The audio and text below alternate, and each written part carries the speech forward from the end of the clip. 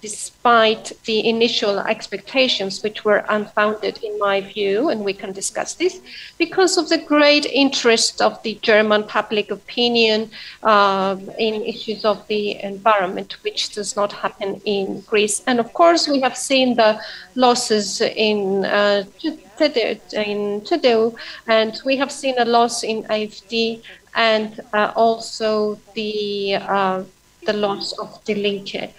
So how do we interpret all this? How do our speakers interpret all this? What will happen with the traffic light coalition? Will we be able to achieve that? And what will be the course of the country within Germany and within Europe as well? These are the topics that we are going to discuss in our two panels today.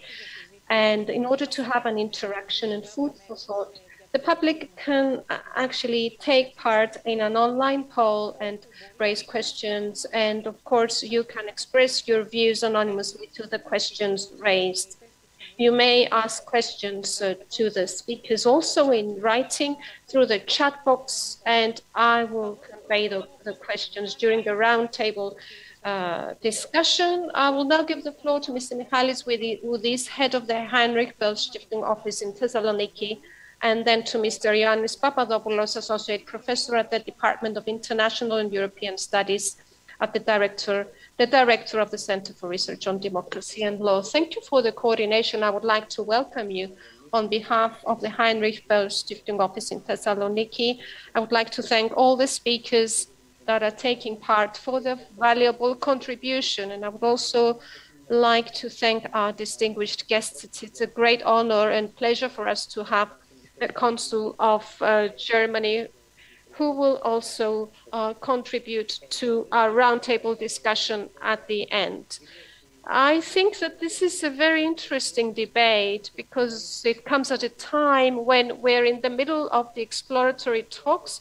Today was the first time that representatives of the three parties that are trying to turn on the traffic light expressed their views in the media just a while ago. And watching these statements and the overall climate, it seems from these exploratory talks that we will move on to negotiations by Friday for forming the traffic light coalition. There are some issues that have been stated by the three representatives and that can give us food for thought in our debate today. More specifically, it has been Europe has been mentioned, although in the election period, Europe was absent in the discussions in Germany.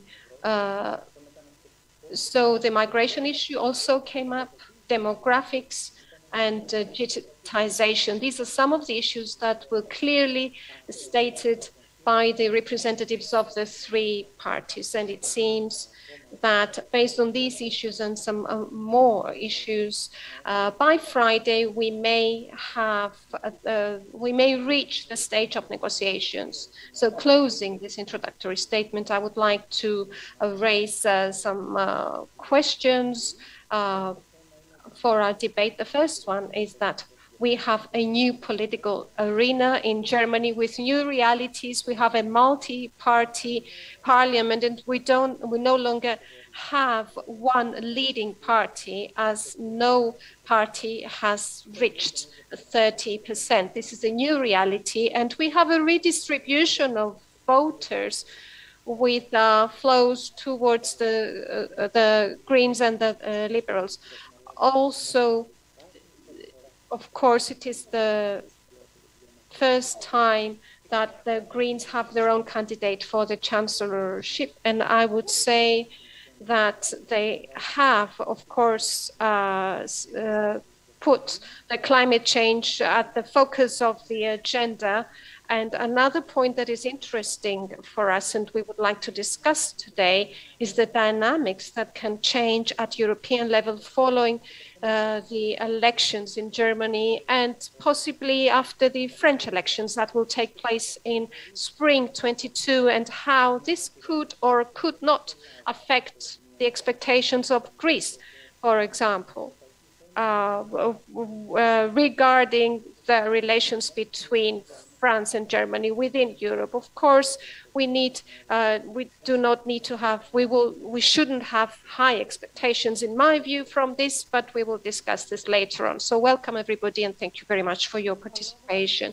I will now give the floor to Mr. Papadopoulos. Good evening, welcome.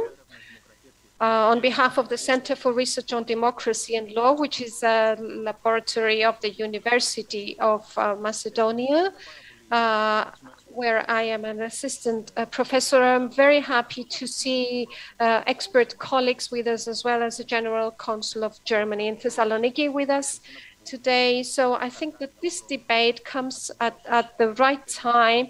This is a time when all the eyes and all the lights of Europe especially are turning towards Germany, because the context is not definite at this time.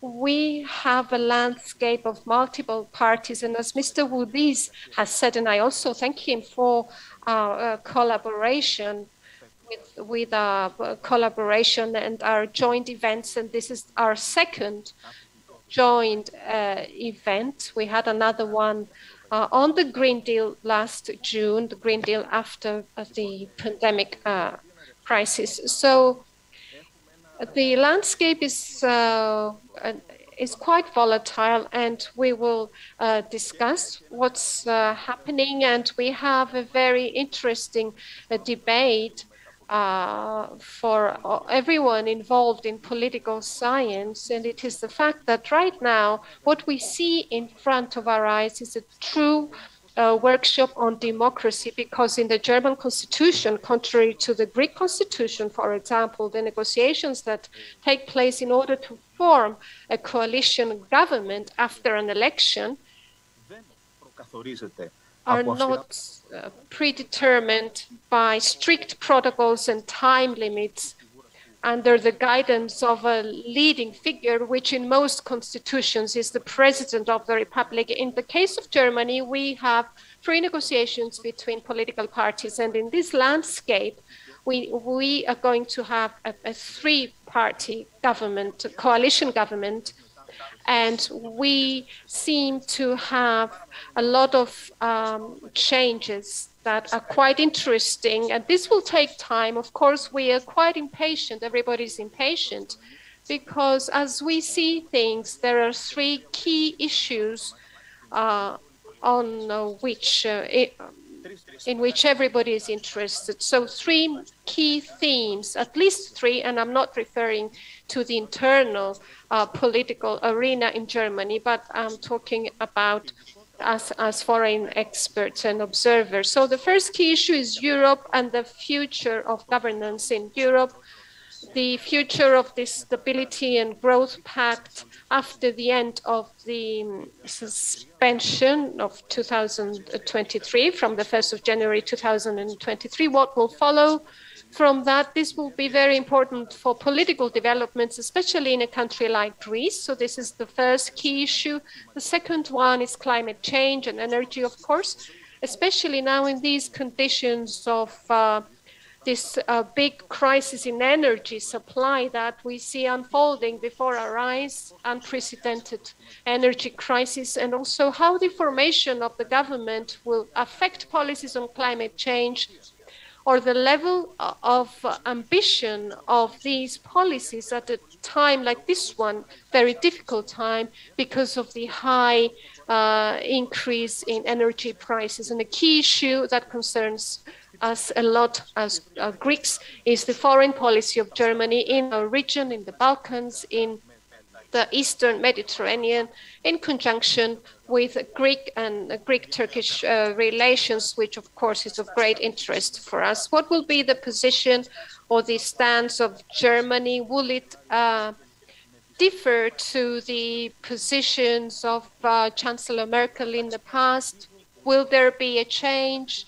Big change, small change, in what direction? So these are the key themes that we will discuss. So thank you again, and I welcome everybody to this beautiful event. So our first topic is the analysis of the German elections turnout. How does it affect Germany and the EU, the political personnel, parties and public opinion? And I will now give the floor to Mrs. Daniela Brown, who is a postdoctoral researcher, assistant professor at the Geschwister Scholl Institute of Political Science at the LMU University in Munich, and she will explain and analyze the electoral behavior. We have seen many paradoxal things going on regarding the age of voters and other issues. So it is very interesting to analyze the behavior of German voters. Okay, thanks a lot. Thanks a lot for inviting me to this very interesting e-conference. I'm going to share my screen now with you.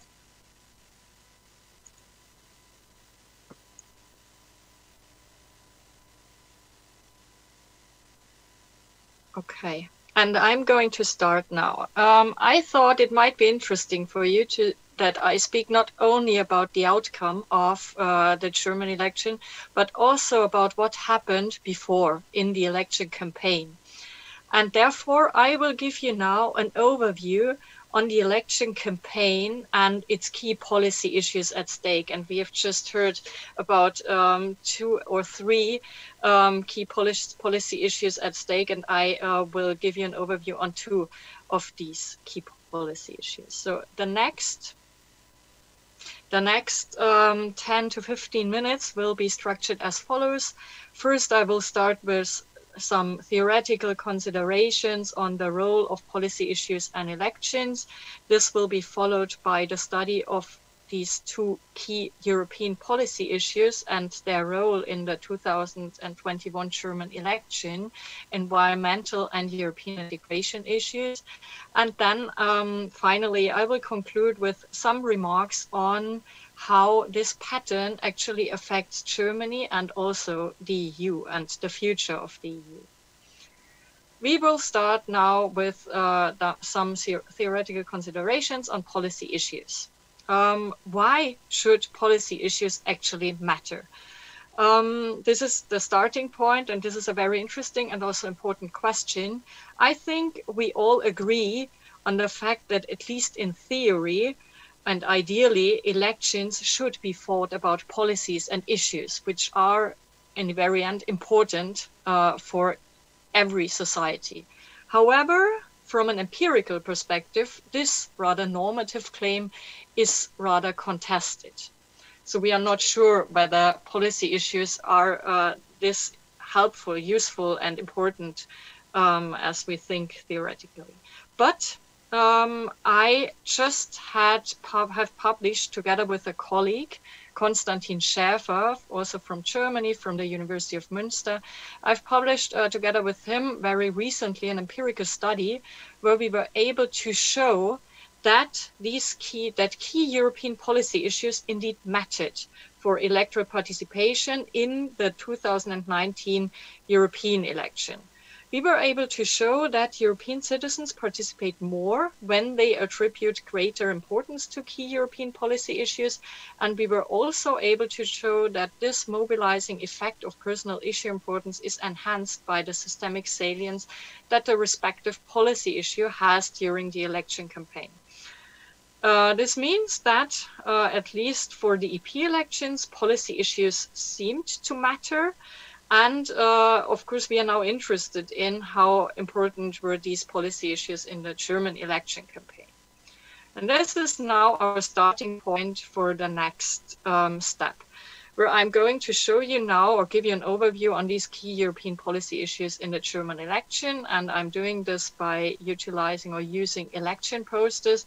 And we go now step by step through each of election posters which have been presented by the major parties in Germany, the CDU, the Christian Democratic Party, then the SPD, the Social Democratic Party, the Greens, the Liberals, the Alternative for Germany, AfD, and also the Left Party. So we start with the Christian Democratic Party and their election posters. You can see here on the left-hand side, Armin Laschet, and more important than then I mean, let's go now what policy issues were important in the CDU election campaign. And when we look at the election posters, we can see that only 1 out of 6 election posters highlighted or focused on climate protection or environmental protection, and 0 of the election posters put into spotlight or have put into spotlight the European Union.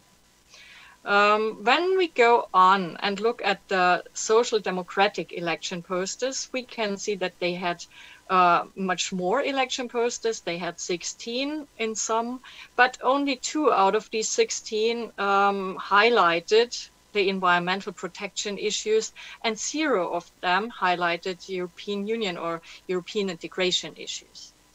The next interesting party, of course, is the Green Party. The Green Party had altogether 17 different election posters, and 8 of them considered or focused climate protection and environmental protection, so quite a lot. And also with regard to European Union or the future of the European Union, the Green Party had 1 particular election poster. The FDP had 0 election posters with regard to climate protection, and also not with regard to the future of the European Union. The AfD, the Alternative für Deutschland, interestingly, they had 0 election posters, so they didn't highlight at all the European integration issue, which was quite surprising for me, because this was the party which has been founded as a Eurosceptic party in Germany. So this time in the German elections, they had no election post on the future of the European Union, but they had 4 out of 60 posters on climate change, rather on climate change denial than on climate change policies. And last but not least, now Die Linke, the left party in Germany. The left party had 1 out of 11 election posters which focused on climate protection or environmental protection, and 0 on the European Union. So the important question now is, where do we go from there? So the important question now is, where do we go from there?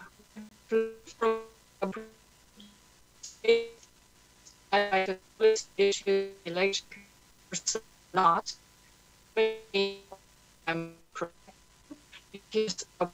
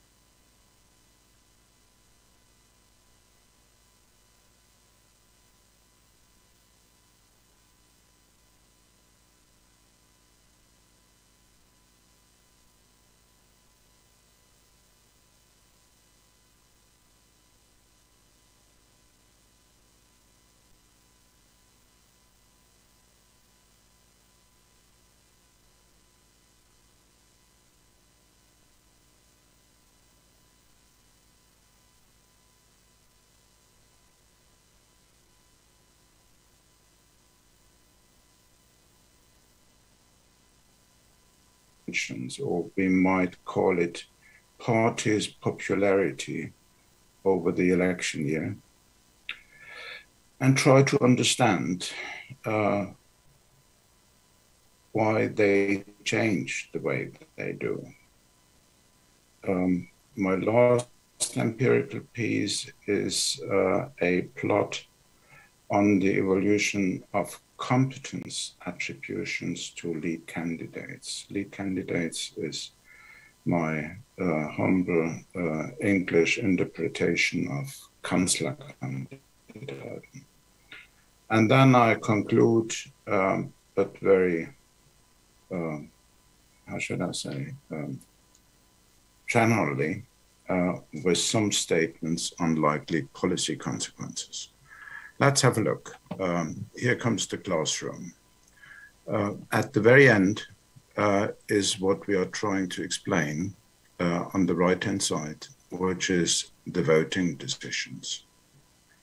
In the middle are more volatile factors. That is candidate evaluations and issue positions of voters and what the parties say about it. As a filter in between is partisanship.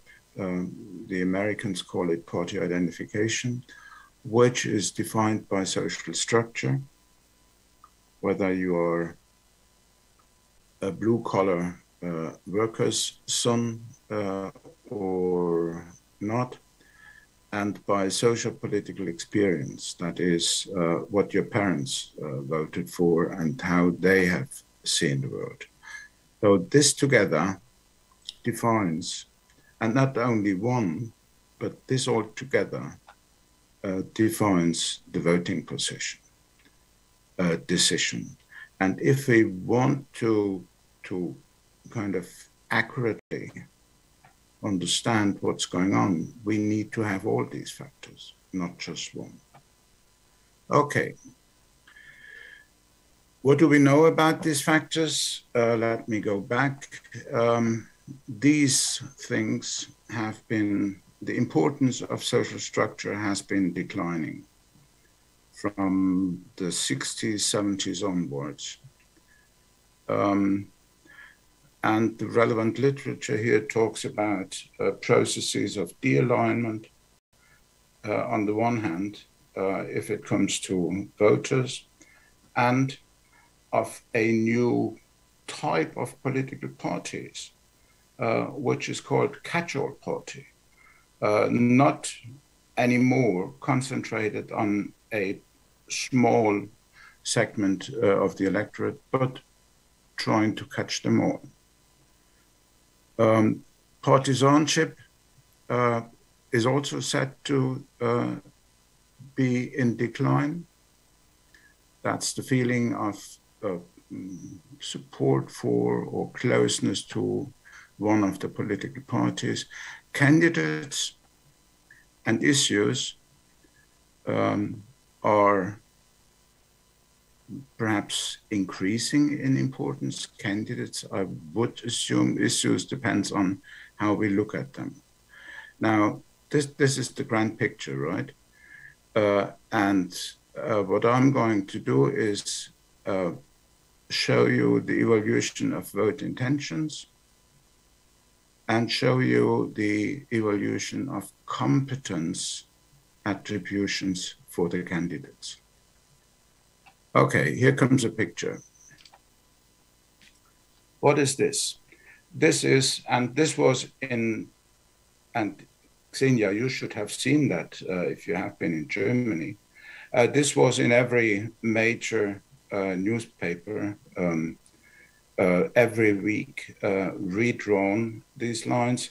What you have here is individual survey results here. The bold line is the average of the different surveys. You would assume that the average removes some error from individual survey estimates. So what we see here, what do we see? Vote intentions, that is popularity or support for CDU-CSU, declines until mid-April. This was the, the CDU-CSU chancellor candidate was determined exactly here. 20th of April was the vote for CDU chairman, and I think 2 or 3 days later, the CSU accepted this decision for lead candidacy. And then it went up a bit through May and June, only to deteriorate again. And I come back to that when I try to understand what was going on. SPD, Social Democrats, yeah. No, this is not the SPD. Here we have the SPD. The Greens were flying very high, 20+% of support in the electorate, in order to decline again to where we found them on election day, somewhere in the mid 10% ranks. Here is the SPD,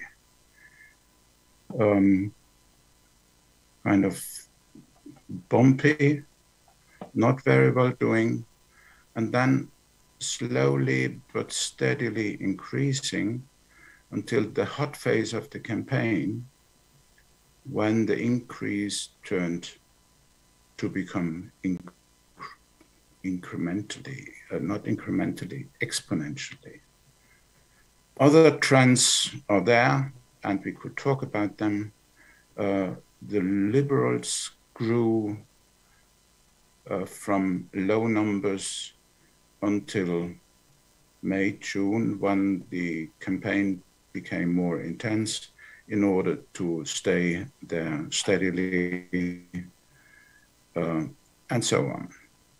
Good. A few observations. And I've already talked about the observations. Let me talk about the likely reasons causing these trends. I identify or I propose 3 factors. One is so obvious that, of course, one has to talk about it. It is the retirement of Chancellor Merkel. Not very many would disagree that the election result would have looked very differently would she have run again. I mean, this is kind of obvious. Another factor causing these trends was the longish and controversial process of CDU and CSU to choose their chancellor candidate. And in fact, the lack of unity, the lack of concentration, both within CDU and between CDU and CSU. Voters are known to value united parties standing for office. And when this unification, let me just go, this united position was finally reached. No, I'm sorry, here.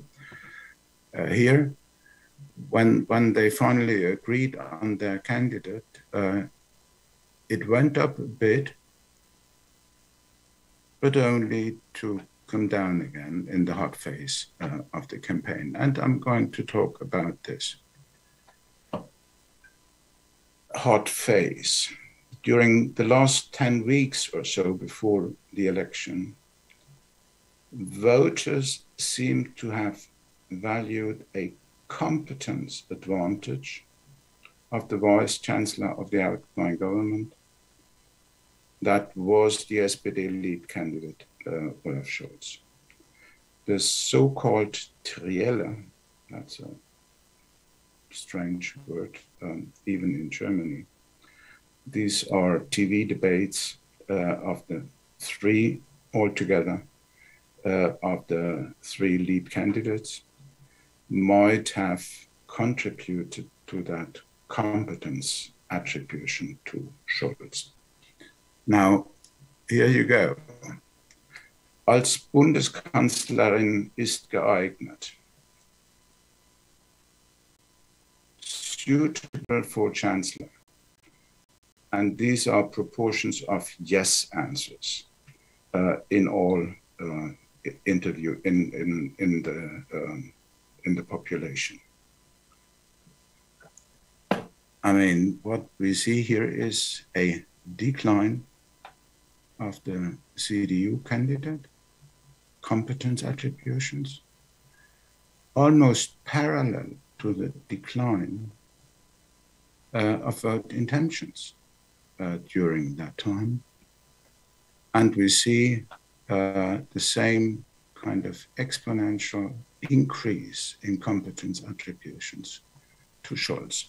Now, this is, of course, aggregate data, and you cannot prove anything with aggregate data. But it gives us a picture, it gives us a hint why the SPD in the final phase here climbed up to the level it was finally reaching, right? Now, okay. My very modest effort to talk about domestic and EU policy of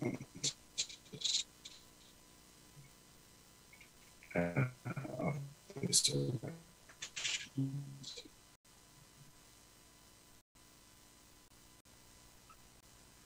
and policy factors and constellations that may come into play are currently unknown.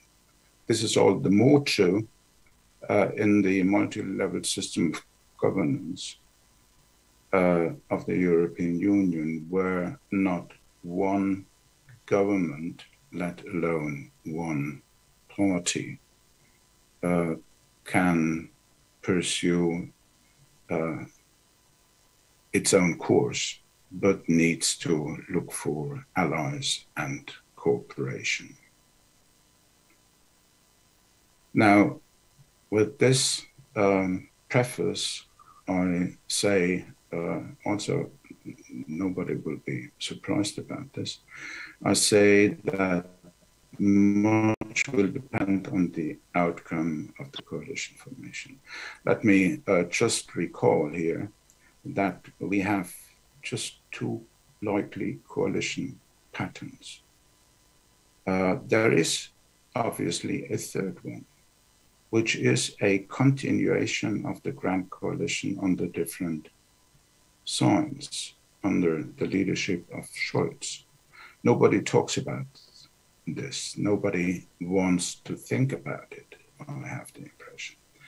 Anyhow, first scenario, if the SPD will gain this coalition poker and secure the support of the Greens and the Liberals, this will be harder with the Liberals than the Greens, by the way.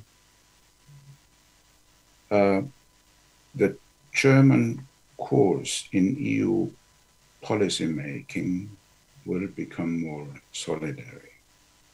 What do I mean with this? I think of what was called not too long ago Eurobonds, and the fact and the question whether the Union should kind of back up national credits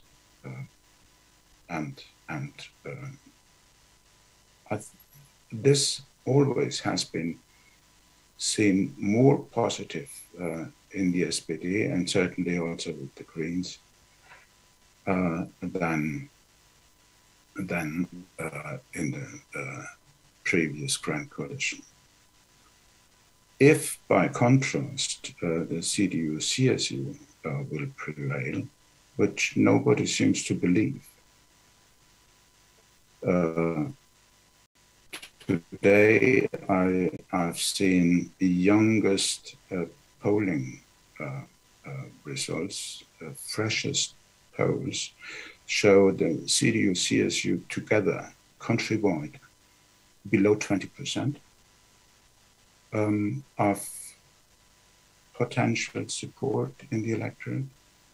I mean, how should the Greens and the Liberals want to get into a coalition with this party on its way down, I would rather say. Anyhow, if that would be the case, what we call Jamaica, which is black, green, and yellow,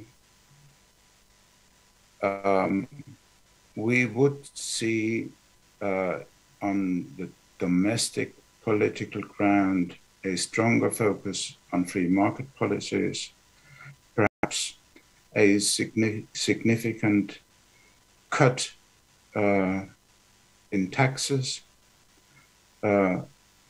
and similar policies in this direction.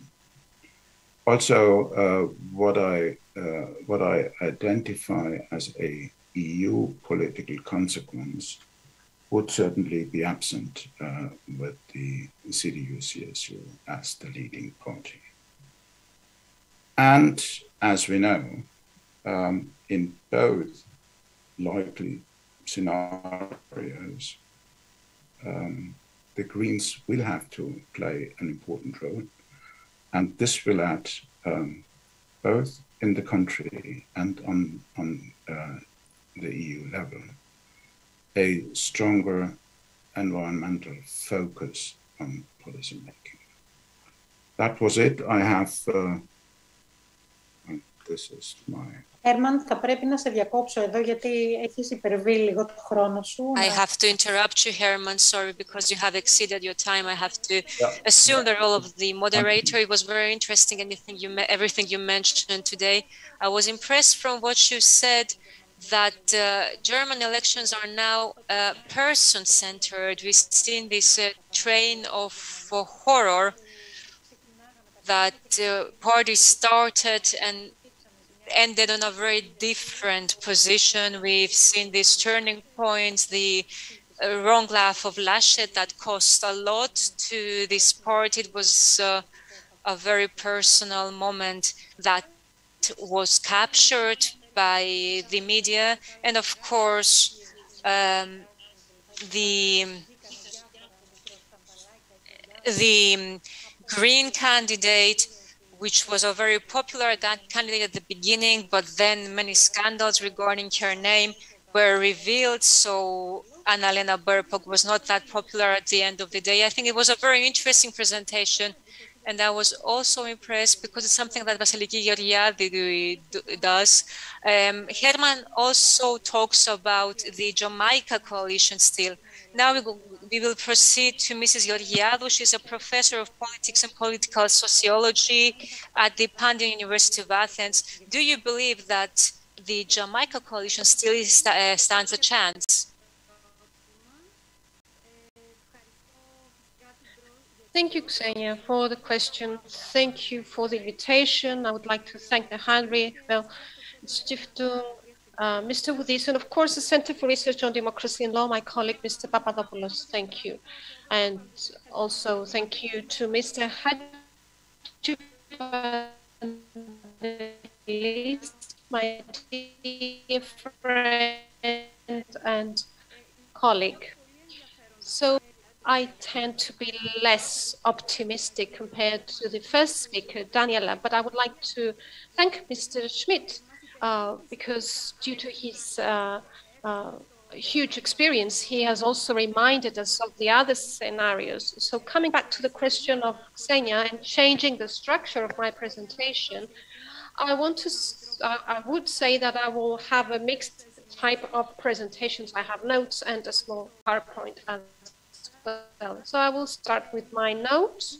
Yes, there are three scenarios. The strongest scenario, the most popular scenario, is traffic lights scenario. A government with Chancellor Scholz. A weaker scenario is the Jamaica scenario. And I would say that CDU is in such a big crisis that even themselves at this stage, they would not want to be involved in the process of governance. They have many internal issues to address.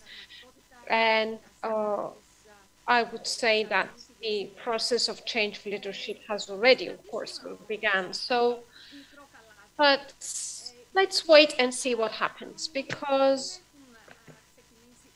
the actual negotiations have not started yet. We're still at the stage of the exploratory talks, as we have said.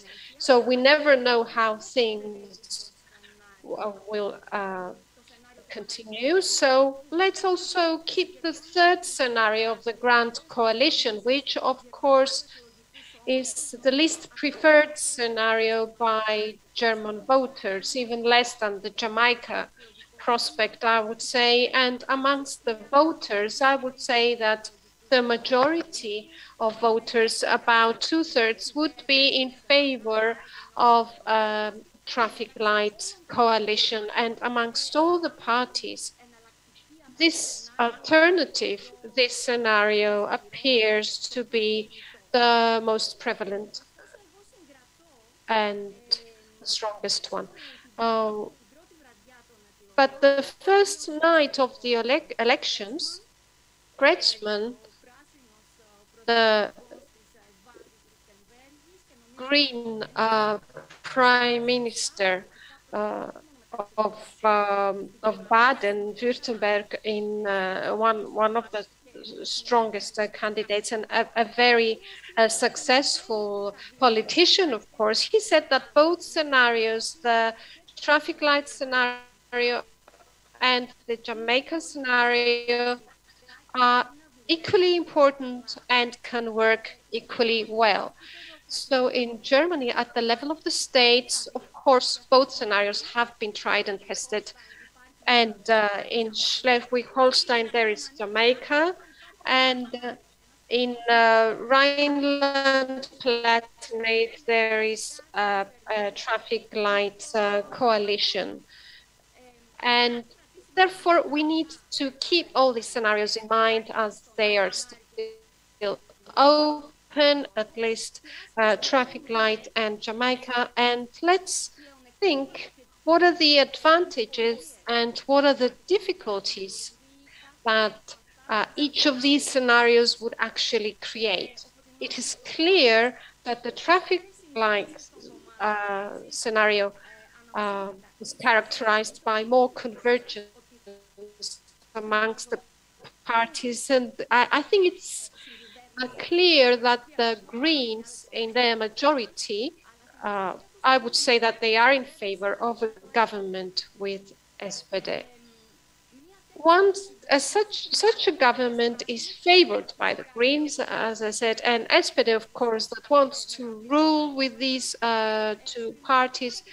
And of course, there is a lot of convergence here. There is convergence, especially with the Greens and SPD, and less convergence with the Liberals. And here, I would say that we should also discuss and have in mind not only what happened and what are the key issues that were promoted during the election campaign by all the parties, but we should also think about the profile of the parties themselves, the issues, the themes that the parties themselves have put forward, and the way in which they see and they address these themes. And it has been said, and it has been proven and demonstrated, I would say, by previous speakers, that the European Union issue, European integration, was quite a marginal theme in this election campaign. But if we look at the positions of the parties,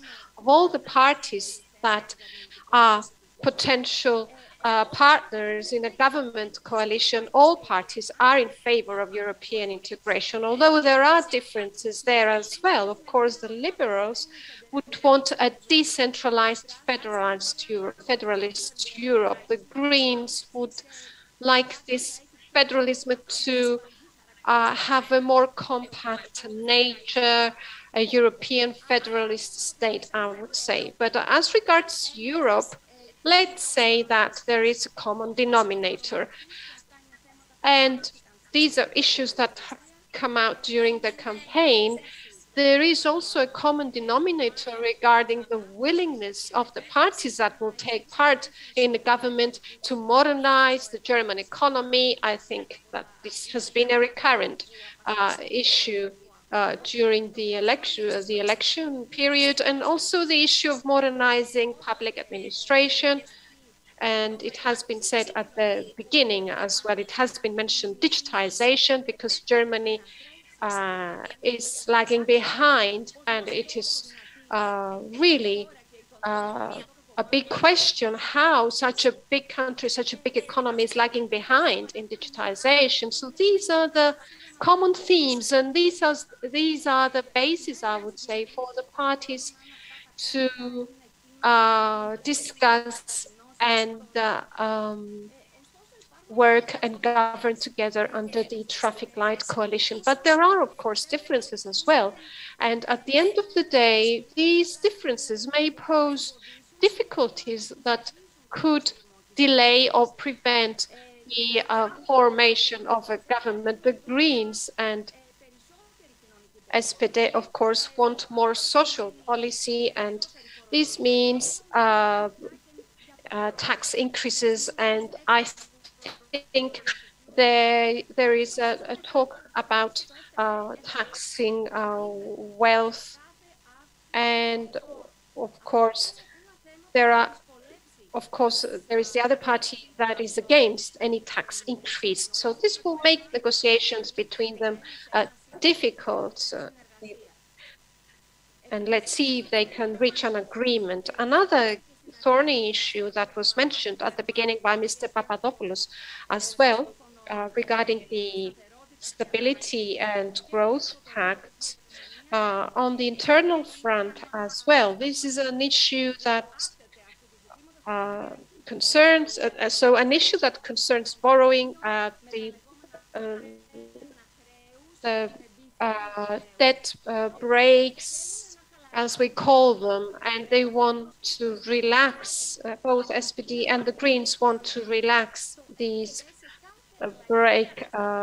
debt breaks, but FDP is against any such change in the debt breaks. And this could also be a thorny issue that could make communication between the parties more difficult. And another big issue, which I think is vital for the Greens, is the green economy, climate, all the green issues. The Greens have a program, manifesto of 10 points, I think, on which there are agreements, but also big disagreements, not only with the liberals, but also with SPD, because SPD fears that a greener policy could be at the expense of the German car industry, for example. So they do not agree that by 2030 the internal combustion engine production should stop. And I think that the liberals do not agree to that time frame either. There are other issues also on the type of energy that will be used, and there are even greater disagreements between the Greens and FDP on that. I have a short PowerPoint because I wanted to show you the importance of these stakes for German political parties. And of course, we are focusing our interest on those parties that may take part in a government coalition. And regarding the thorny issues, what their positions are, and what are their views on these issues. So I haven't looked at the party manifestos. Well, I did in order to understand the content, and I hope I have understood that correctly, and I have been correct in what I said before. But now, what I will do now is share my screen with you.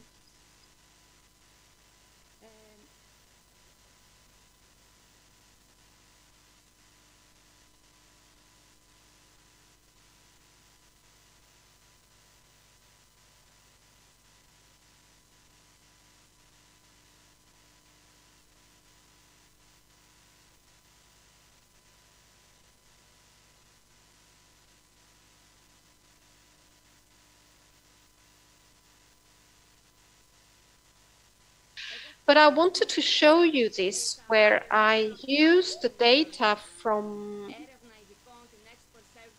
the Chapel Hill Expert Survey, which is the most recent, the latest data we have from 2019. So this is before the elections, but not so far away in the past. So here we see on the vertical axis, firstly on this slide, we see the salience. So we see the projection in the political manifestos and the positions of the various parties, the various issues.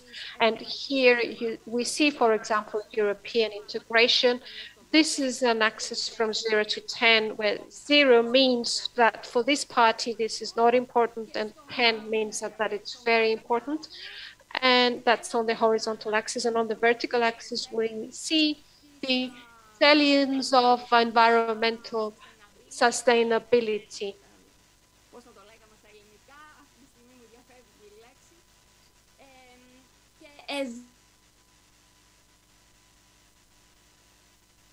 So here we see already, or I would say that on this plot, on this graph, we see that the parties that will potentially govern have a convergence between them regarding both the environment, environmental sustainability, and European integration. And here we see the distinct position of the Greens, where it is clear that the issue of environmental sustainability is, of course, much more important for the Greens compared to all the other parties.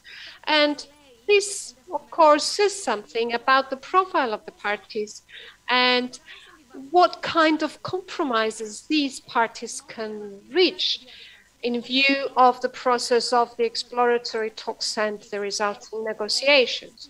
So in my next slide, we see again, based on the Chapel Hill Expert Survey, so it is the same database of 2019, we see the positions of the parties on specific issues. On the horizontal axis, we have the European integration again.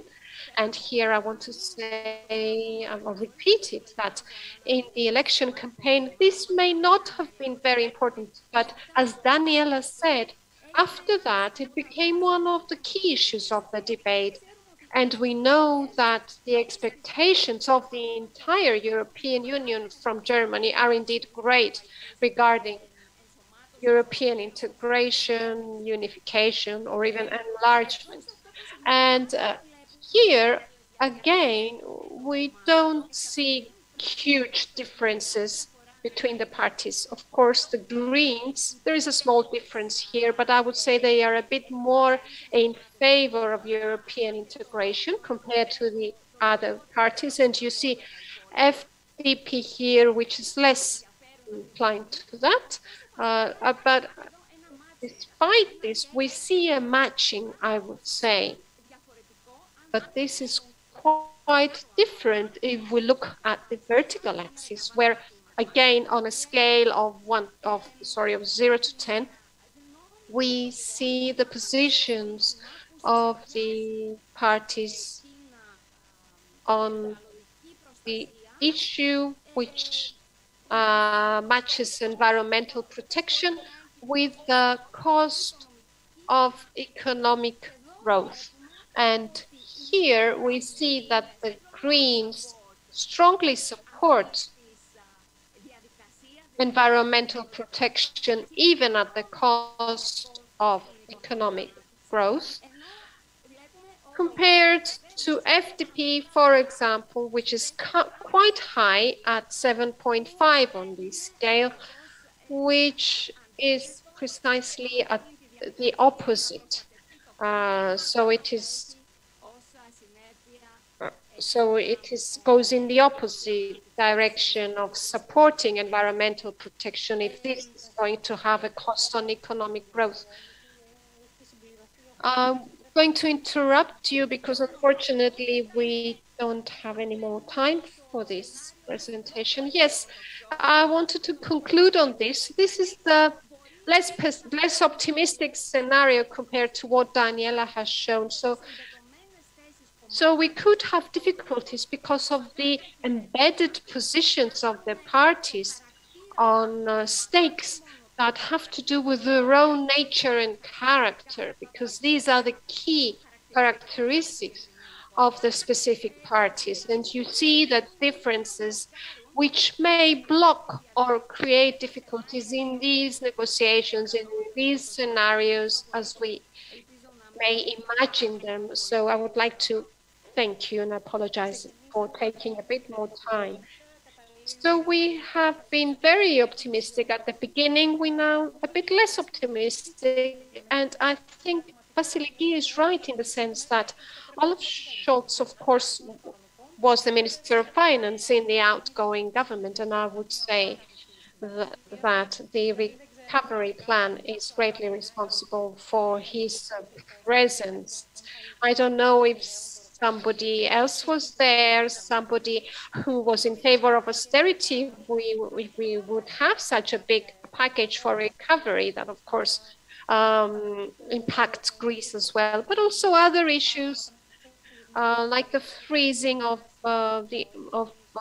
weapons, of the sale of German submarines to Turkey and other issues. And I think we will discuss all these in the next panel, as we will see how the elections turn out and the possible traffic light coalition would affect German-Greek relations. And I will now give the floor to Mrs. Eftihia Teperoglu, Assistant Professor at the School of Political Science of Aristotle University in Thessaloniki. Good evening, everyone. Thank you very much for this invitation. I would like to thank the organizers of this very interesting and topical event. And I have listened very carefully to the speeches of my dear colleagues. There are, of course, many issues to be discussed later on during our roundtable discussion. So I would like to share my screen with you and show you my presentation.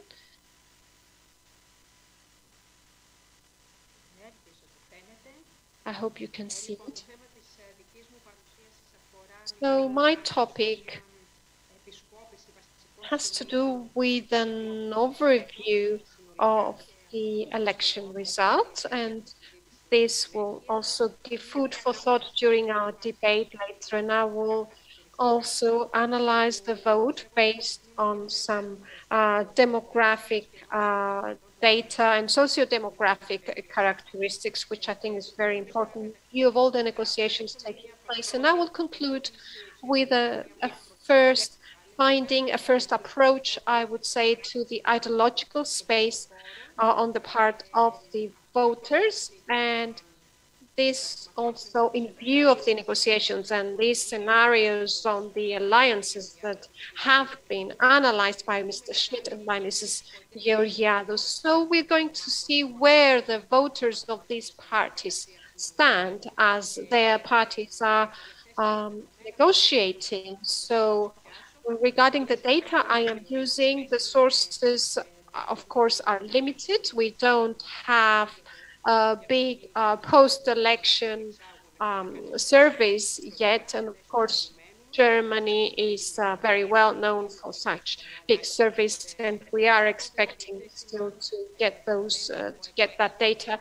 So my data comes from exit poll, and also my data comes from Val Compass 2021, where I got some data from my colleague Philip Tomatek, and I would like to thank him. And also I got some data from a recent study which has been recently published on the LSE blog by German and Italian colleagues discussing this ideological space. So I will start with some key points regarding the analysis of the result. The first thing I would like to mention has to do with the levels of the two big parties as they have emerged after the latest federal elections, and the percentage rates of the two big parties as you see them here. So we see a clear picture of increased fragmentation in the German political scene.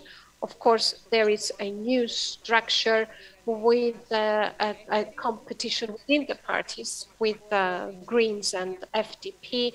We have a multi-party system now with we have a CDU that has lost 9 percentage points compared to 2017, and of course SPD has done very well and is the first party right now with 25%, and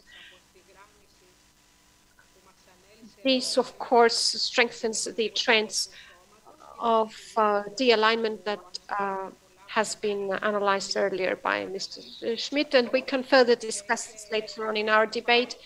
And although overall we have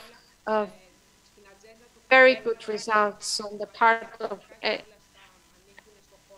SPD with some social issues on the agenda, and so they have had a very attractive manifesto, and this is why they have been first in most states, with the exception of Bavaria and some other states. So regarding the Greens, of course, the overall result was lower than the expectations, and of course, they're on the rise. And regarding Die Linke, they haven't convinced with their manifesto. Regarding AfD, we can say a lot.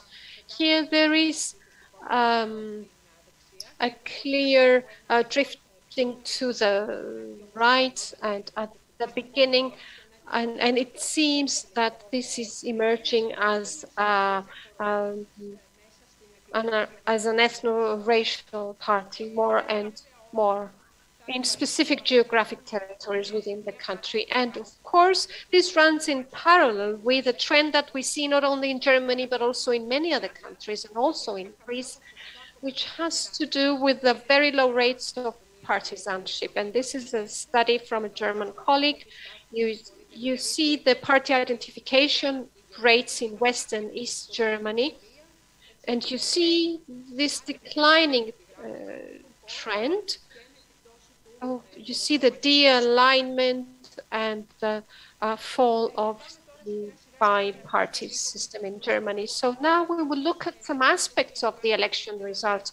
On this slide, we can see, for example, if a key question emerges, the difference between Western and Eastern Germany, I would say that there are not many geographical differences here for SPD, with 2 exceptions. For example, the Greens are doing much better in Western Germany, and AfD, as you see, they are stronger in Eastern Germany. So these are the 2 main exceptions. But apart from that, I would say that trends are homogenized in terms of geographical divides. So if we move on to the next slide, and all of this comes from the results of the data and the big exit poll that I showed you before. So another important variable, the level of education. Here, for example, we see the results confirming what previous studies have shown. The Greens have more voters that are highly educated, and the two big parties also have a big body with basic education, and the same for AFD. In the next slide, we can see what the unemployed have voted. So I would say that at a large percentage, they have voted for SPD, and then secondly, we have the same rate as you see here. They have voted for the Greens and for AFD. So, and here we don't see anything particular or anything different to what the results we had and the expectations before the results. But I would say that the most important variable, social variable, that could lead us to draw conclusions in the future is the age. So on this slide, we see the percentage rates per party and per age group. So for the Greens, CDU and SPD. And what we see on this analysis is that the Greens are clearly penetrating younger voters. That's the nucleus of their election base. And on the other hand, the two big parties, SPD and CDU, are attracting older people. This is a very clear pattern, I would say. And this may also show here the 18 to 24 age group with significant differences. So by processing the data from the exit poll, we can perhaps talk about a generation gap, and taking into account the education variable that I presented before. One first finding is that we do have this trend of destabilization and de-alignment that is further strengthened by the younger generation. This is a first finding, and of course further studies will perhaps confirm this or not. But this is the first picture that we get from the results of the studies I have and the data I showed you before. So the age group is an important variable in analyzing the election result. And here you see the percentage rates amongst new voters, so the voters who voted for the first time. And now I move on to a study by German and Italian colleagues presented on the LSE blog. So in this study, their analysis is focused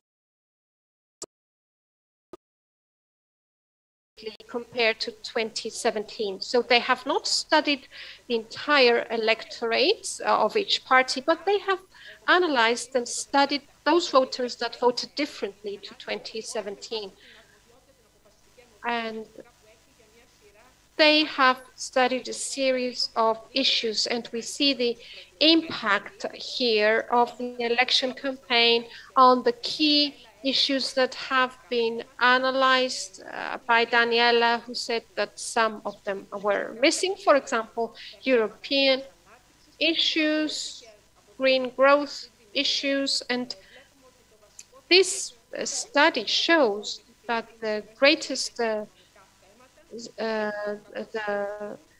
most important issue that determined the rise of SPD had to do with financial issues, retirement age, minimum wage, etc., and positional issues on EUs, such as the EU integration, although EU issues were not at the focus of the election campaign.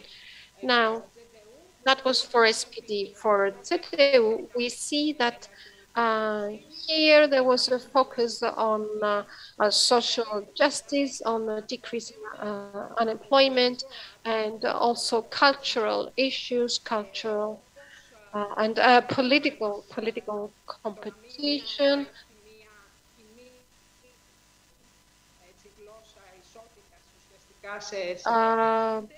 Gender equal language, the family values, etc. Another key conclusion from this study is that the Greens, the voters who chose the Greens for the first time in 2021, did not support their option on the green agenda of the Greens, but on a series of economic and cultural issues. And this was the main axis which determined their vote. And this also holds true for the left. So this study confirms, and Daniela presented a very interesting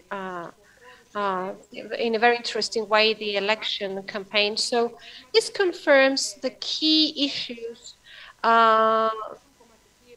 for which voters changed their vote in these latest elections. And now I would like to show you the last part of my presentation, which has to do with with ideological space. So these are findings from the Val Compass source, the electronic voting. This regards electronic voting, and the data is currently being processed. And to show you what we see on this axis, on the horizontal axis, we have the economy. So this is the axis, the economy axis, which is important, of course, and the vertical axis, which depicts issues of tradition and conservatism, ecology, and progress.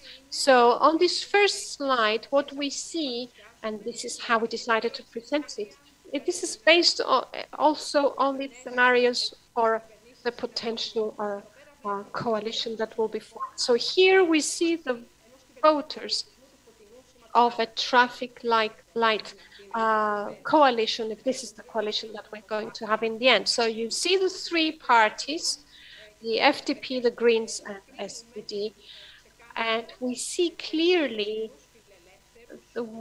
can see clearly the left liberals, the Greens in Germany right now, and we see a clear pattern towards the central voters. And an interesting point that could be debated later on is that the voters of FDP are clearly liberal in economic issues, but we see a trend, a conservative trend in social issues, as you see on this slide. Of course, if the negotiations and the exploratory talks lead to the formation of the traffic light coalition, as a German colleague has said, this will be the most secular government that Germany has had for decades. Now, if we move on to the Jamaica Coalition scenario, again, the results that you see on this slide, we see, of course, here a different situation regarding the balance of powers and what voters represent, voters of these three parties. So the Greens, very much more clearly left liberals, and we see a central pattern for the voters of CDU and the liberals. You see them focusing on conservative trends in social issues. And of course, this is a first image, I would say, and a first analysis from the Val Compass source. on electronic voting. So from this short presentation, I would say that the age variable is of concern and is of interest, as we have very distinct trends that are being shaped based on the age variable, especially for the Greens. This, of course, becomes very interesting. And also in conjunction with the education variable and the trends of de-alignment of the political system right now in Germany, all of that raises very interesting questions for future research. Thank you very much. I think that these are the key points, of course, as raised by here, combined with the aging of the two big political parties, the CDU, CSU, and SPD.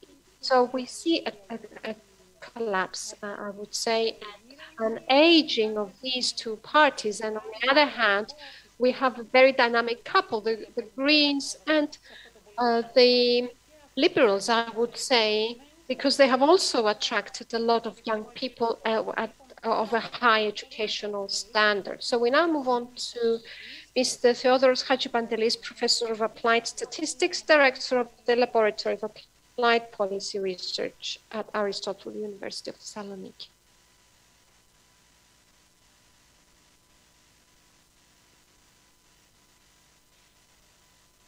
Τον ακούμε το Θοδωρή, εγώ δεν τον ακούω. Ναι, καλησπέρα, ευχαριστώ πολύ. Thank you very much. I want to thank the organizer. This is a very sober discussion, and I think this is an example of the way people should talk about such issues. I don't want to repeat things that have been said from previous speakers, from Hermann Schmidt, who presented a model that shows how people vote. It's a model of the 1960s, but it's still very modern and very useful.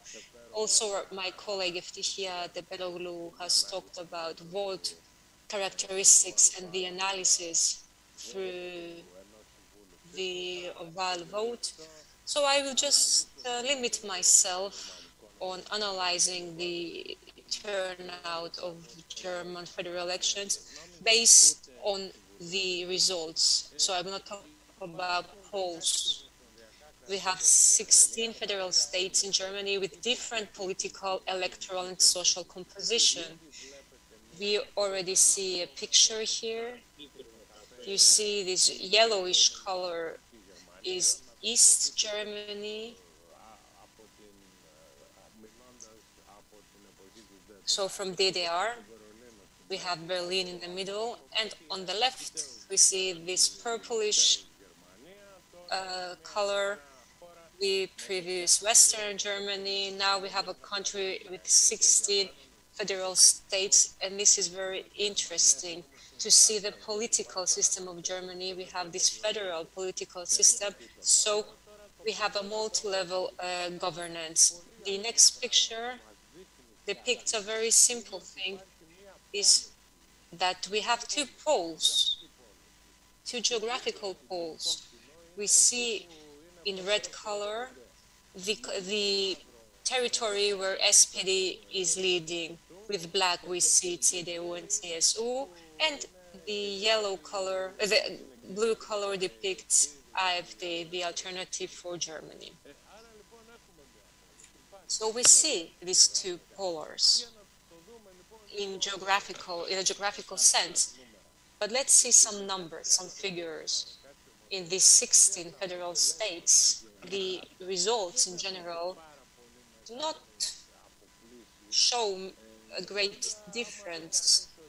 But if we see that the CDU, CSU received about 9%, or had a difference of 9% on the federal territory, we're talking about percentages between 2017 and 2021, but we see some states where the difference was 15%. In Mecklenburg, for example, Mecklenburg-Vorpommern, Orange, Schleswig-Holstein, it was 12% lower. And in other places, such as Bavaria, we see that it had a small difference, 7.1. AfD had a decline. This is the first general picture we can conclude. Analyzing elections, when we analyze elections, we can talk about different axes. I will talk about the axis of party disputes and of state disputes. So all this will be based on the 299 electorates, based on the correspondence analysis method. So here we see an analysis in 4 axes. The first axis, in the first line, we see the importance, the last line depicts the importance of each axis. So 48% axis from 48% importance for the first axis, the second 22, the third 19, and the fourth 5%. So the first axis shows the dispute of CDU, SPD, the Greens, FDP with the Alternative for Germany, which is at 48% and refers to the axis of collaboration isolation. So we see that the public opinion of Germany talks a lot about this opposition of parties that want to collaborate and expand their policies regarding the EU, and parties such as the Alternative for Germany and the left that aspire for a Germany that will be isolated. And this is salient. It's something that is not promoted, but it's something that is dominant in the country. The second axis now, it shows a poor opposition between CDU and Greens and the left regarding left and right. The third axis is the dispute between SPD and the Greens. It's at 19% and it refers to the internal issues of the left. And the fourth axis is about the internal issues of the right, and it's at 5%. Let's talk about states now. The first axis, 48%, is referring to the former East Germany. So we're not referring to Berlin when we talk about this territorial part. And these are on the side of isolation. Voters of this territory are pro-isolation. The second axis of 22%, we have Bavaria on the right, in contradiction to Hamburg, Bremen, and Berlin on the left. When we see this on a factorial level, we see that in the first horizontal axis, isolation and collaboration divides these parties, SPD, the Greens, and CDU, and FDP from the left and the AfD. The second axis, the vertical axis, shows the difference between left and right, and we see the 4 quartiles that divide 4 large groups. We see on the upper left corner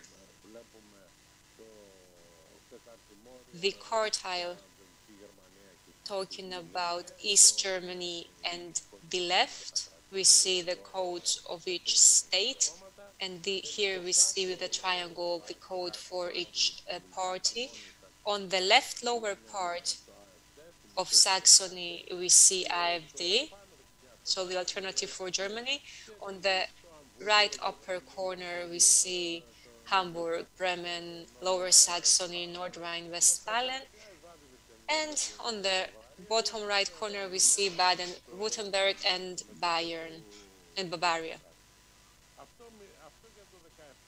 So these numbers refer to 2017. What happens in 2021? The first axis remains powerful. We have a 45% in opposition, but there is a secondary opposition in this axis of collaboration, isolation. It's only the Greens against AfD and the left. The other parties want to collaborate, but they're not in a positional relation. The second axis, we see the difference between left and right at 28%. The third axis is about the decisive role of SPD.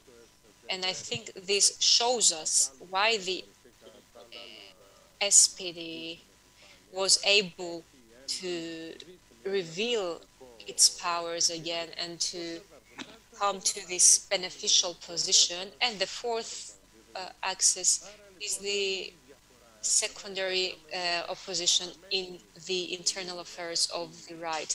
So we have this basic collaboration axis, collaboration isolation with very minor differences, and we see that there is a poor opposition regarding the differences between left and right. Let's see this on a state level. On the first axis, East Germany is still on the side of isolation. On the second axis, we see Bayern, Bremen and Berlin. Bayern going towards right, while the other states going towards left. The first axis, the first horizontal axis of isolation collaboration, we see that the Greens are going up with FDP on the right. The two green circles on the right, the two green groups are FDP, Greens, SPD, and CDU together. And on the other hand, we have the left and AfD. Of course, we have in Eastern Germany the left. We have on the upper right corner Hamburg, Bremen, Lower Saxony, Hesse, North Rhine-Westphalia, and on the lower right, Baden-Württemberg and Bavaria. So we don't see so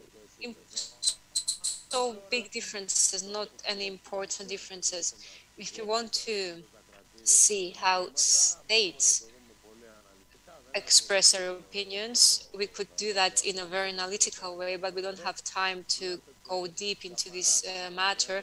But we see that we have a group which Bavaria is connected to CDU. We have a group of states that are connected to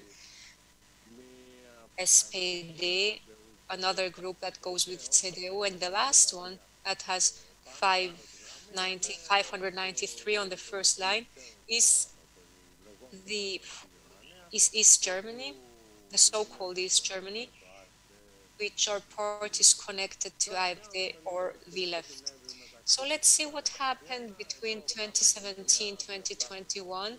We can correlate the previous clusters and see that Eastern Germany and Bavaria shows stability, while Baden-Württemberg shows a transition to not so much to CDU, but to other parties. And when we analyze the turnout based on votes, based on ballots, and when we try to see transitions, we can see that the blue colors are the alignments of parties. CDU kept 68% of voters between elections. SPD 95% as expected. The left 50%. With the yellow, we see important transitions. 30% of previous voters of the left went to SPD and 11% to the Greens. And 9% of CDU voters went to other parties from AfD. Merely 7% is an important transition. They kept 3/4 of their votes. 7% moved to FPD, and 11% from the left went to the Greens. So we see a very good picture of what's going on. And I think this will determine, or it should determine, the parties, help them determine with whom they should form a coalition, SPD, FDP, and the Greens. We can see that they do communicate, that their voters communicate among each other. So it would be rational, besides programmatic issues, to see what kind of people vote for them, who are their voters. We conducted this analysis of transition for each one of the 299 constituencies to see if we have important differences. In the future, we will show the relationship between the first and secondary vote to talk about the German electoral system, where we see a difference to other electoral systems. I will not talk about the way they have reached this electoral system, but we see that it's very important to see what is the first and secondary vote of each voter. But we see that the public opinion of Germany believes, a big part of the public opinion of Germany believes that the first vote is more important. But after so many years, people should know that this is not so. And I think Hermann Schmidt could confirm that a big part of the population still believes that the first vote is more important. And since we're talking about the Greens, here we see transitions from and to the Greens. So from other parties to the Greens in each territory. In yellow color, we see percentages over the average. There are some territories such as Hamburg, Berlin, and Bremen where we have more than double from AfD to the Greens. In the first line, we see from CDU to the Greens. So we see the yellow color where more than average numbers were noted.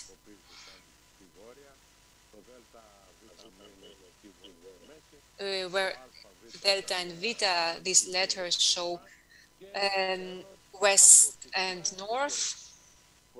And now we see transitions from the Greens to other parties. We see that in East Germany, the transition is more dominant from the Greens to SPD, but also to FDP. Mostly in some areas, we have the particular case of Saarland, where Greens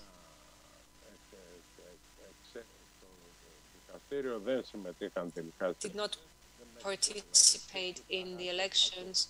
So what you see there is due to the fact that they didn't have secondary votes in this state. That was all from me. Thank you very much. And we will have the opportunity to talk about the rest later on. Thank you very much, Mr. Hadji Pantali, for the very interesting facts you have provided. We are waiting for the survey on the first and secondary vote. This is a very important fact because many Germans vote for different parties in the direct mandate and the secondary vote. So it would be very interesting to see how they decide. Last but not least, Ioannis Konstantinidis, Associate Professor in Political Behavior and Research Methodology at the University of Macedonia. Good evening. I'm very pleased to have this opportunity to listen to and to talk about the German elections to a Greek audience.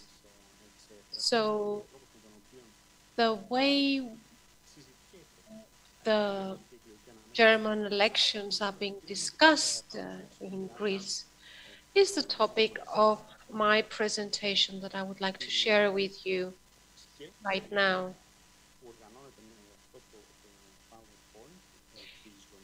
So I do hope that you can see this PowerPoint.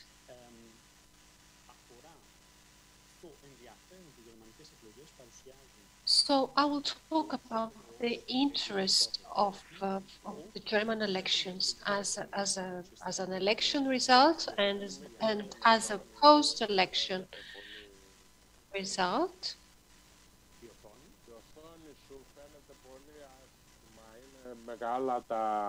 Your screen is perhaps, maybe you should have a smaller screen. Try and make your screen smaller. No, it looks fine. Some comments between the speakers about the screen sharing format. So the question could be summarized having as a point of focus the election result itself, the interpretation of the vote, and also the post-election process and how negotiations are taking place to form a government, and the day after, the third day, I would say, on how the new government will address the European issues that, of course, indirectly concern Greece as well. So regarding the first part of my presentation, Mrs. Teberoglu and Mr. Hachipandelis have mentioned many of these points and with some differences between them. And I will add a third view here, my own analysis on if the results show changes in the classical picture that we have regarding the divisions of the German political system. You have seen this map in a previous presentation, and I would keep the same interpretation. So a geographical diversification, which is shown here in the distinct zones, for example, the AFD zone in the former Eastern Germany. This division is not the same one, and in the next another division regarding urbanism, so you see here the average picture of how votes have been distributed, and you see the overflows from these rectangular boxes. For example, on the left column, you see the overflow of the Greens, where it shows that, for example, in urban areas, the overflowing of the Greens shows a differentiation on the axis of urbanism. So whether this picture is an indication of a cultural division, which is also seen in the axis of urbanism, perhaps could be answered in a subsequent election. So regarding the age groups, you see the clear picture that emerges, and how would we interpret this? This shows a reservation on whether the votes in the latest elections are generation vote, showing a different behavior of the younger German generation, or is it a trend that will be absorbed, I would say, over time? So over the years, this generation perhaps will move towards more more the bigger parties. And the other division concerns education. This has been stressed as well. And you see the lawyer education and the overflowing for the for SPD and CDU, CSU, and the overflowing for the Greens for higher education on the right. So here we see a gradual change compared to the standard social and economic and other divisions known in the past. So these elections are important for analysts and for those who attempt to interpret a modern European electorate. Now, the second part of my presentation regards the day after. So what happens from Monday onwards, from Monday 27th of September onwards?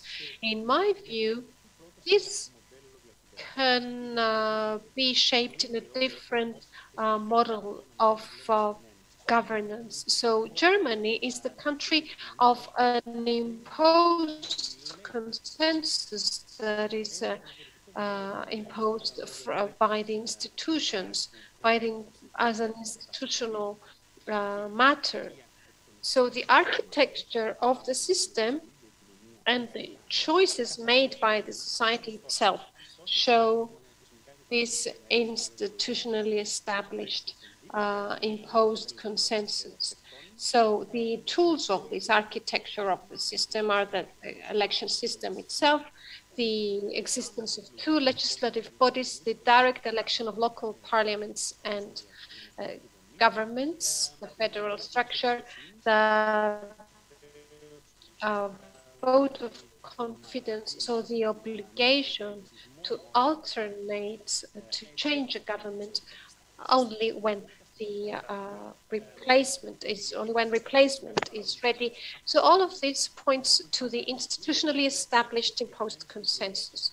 And this, of course, has been already established and does not concern these specific elections. So if anybody in Greece or in any other place in the world would like to have a different system in their elections, I can look to the German systems. So from the day after, what we see, what is clear in Greece and in other countries are the practices that the various stakeholders are using in order to address this institutionally established imposed consensus. So the cooperation between the various stakeholders and the spirit of cooperation, and this is seen in the negotiations between prospective partners without necessarily resulting in a coalition. And of course, once the negotiations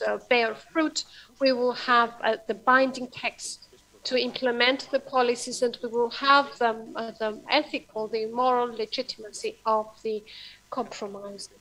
So you do understand my thoughts here.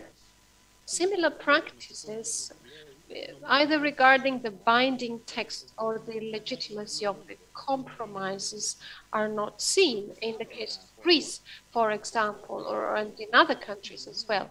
So here we have a convention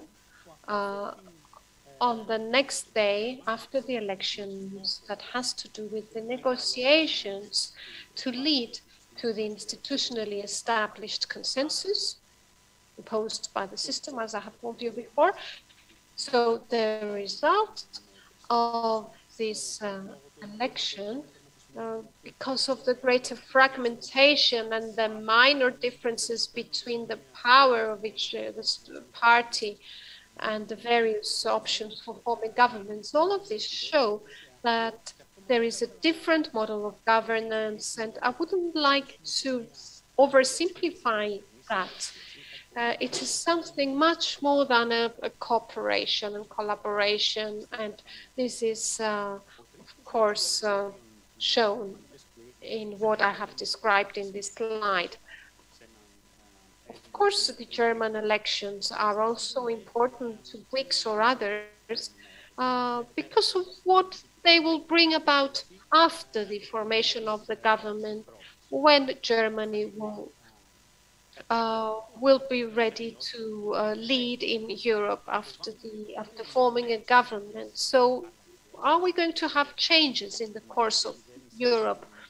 I don't expect particular changes, and of course, the Greek model of governance will not change because the Germans have adopted a different model of governance. But in any event, I think that the day after the German elections, we will not have big changes in Greece or Europe. And this is why I mentioned here inaction and intergovernmentalism in Europe that I will try to analyze. So the open fronts in Europe are more or less known and are described in this slide. So the thought on German consensus that I described before creates or has an impact on Europe, which is not necessarily positive and has to do with inaction in Europe. And I think everybody will agree that Europe is inactive, actually. So this could be the effect, the consequence of this German model of consensus, which leads to this inaction. This leads to a difficulty in decision making on all these issues, I would say.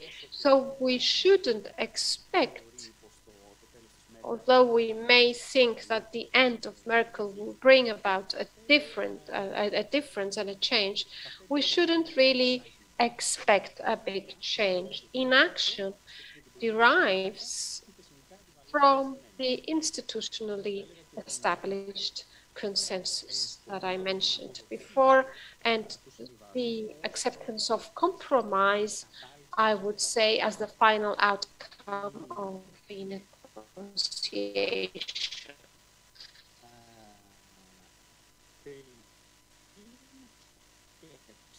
So my final thought regards government that will result from this willingness for compromise could lead to different developments. So what will be the developments for Europe?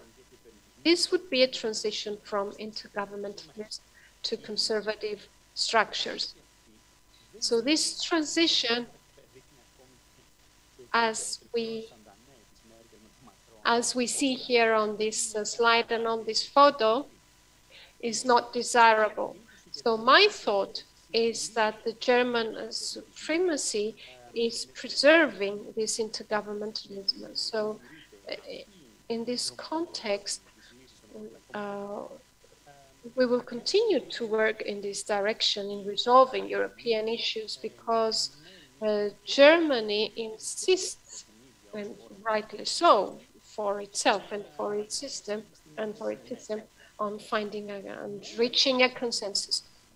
So I would say that the only rifts or the only chances for change could result from one or 2 points that I show here. Firstly, the involvement of European groups in German negotiations. I am not in a position to know whether there is a strong involvement here or not. But the participation in the German negotiations of the liberals and the Greens, of parties that belong to European groups that are very active in Europe, could create a rift or a chance, I would say, for German political parties to turn their attention to Europe because of the involvement of strong European groups in the negotiations. A lot has been said, for example, on the willingness of of the European Liberal Party to promote FDP to compromises regarding its economic policy. Another point would be the profile of the European groups. So the existence of parties that are more left liberal compared to FDP, for example, could lead to, now as the FDP will be part of a tripartite alliance and coalition. So in this case, the Germans would move closer to Europe in the sense of prioritizing the rules of compromise, which is turning towards consensus right now. Also, the French elections is another factor that we cannot control, of course, but it is approaching, and by then Germany will have its own government, hopefully, and this could result in certain changes. Now, for Greece and other countries, the German elections of the 26th of September are not expected to change the way Germany sees Europe, because Germany itself and the German system itself, and not Merkel herself, because there was this misunderstanding in Greece in recent years. So, are looking for consensus and intergovernmentalism. So thank you. I hope I have not taken more time than what was allocated to me. So thank you. I would like to thank Mr. Konstantinidis, and I like what you said, that the culture of consensus in shaping action at European level. This is an interesting point, and I think we could discuss it further. We will now have a short break, and we will come back at 6:30 with our roundtable discussion. And of course, you can already start asking your questions. I do have some questions already, and we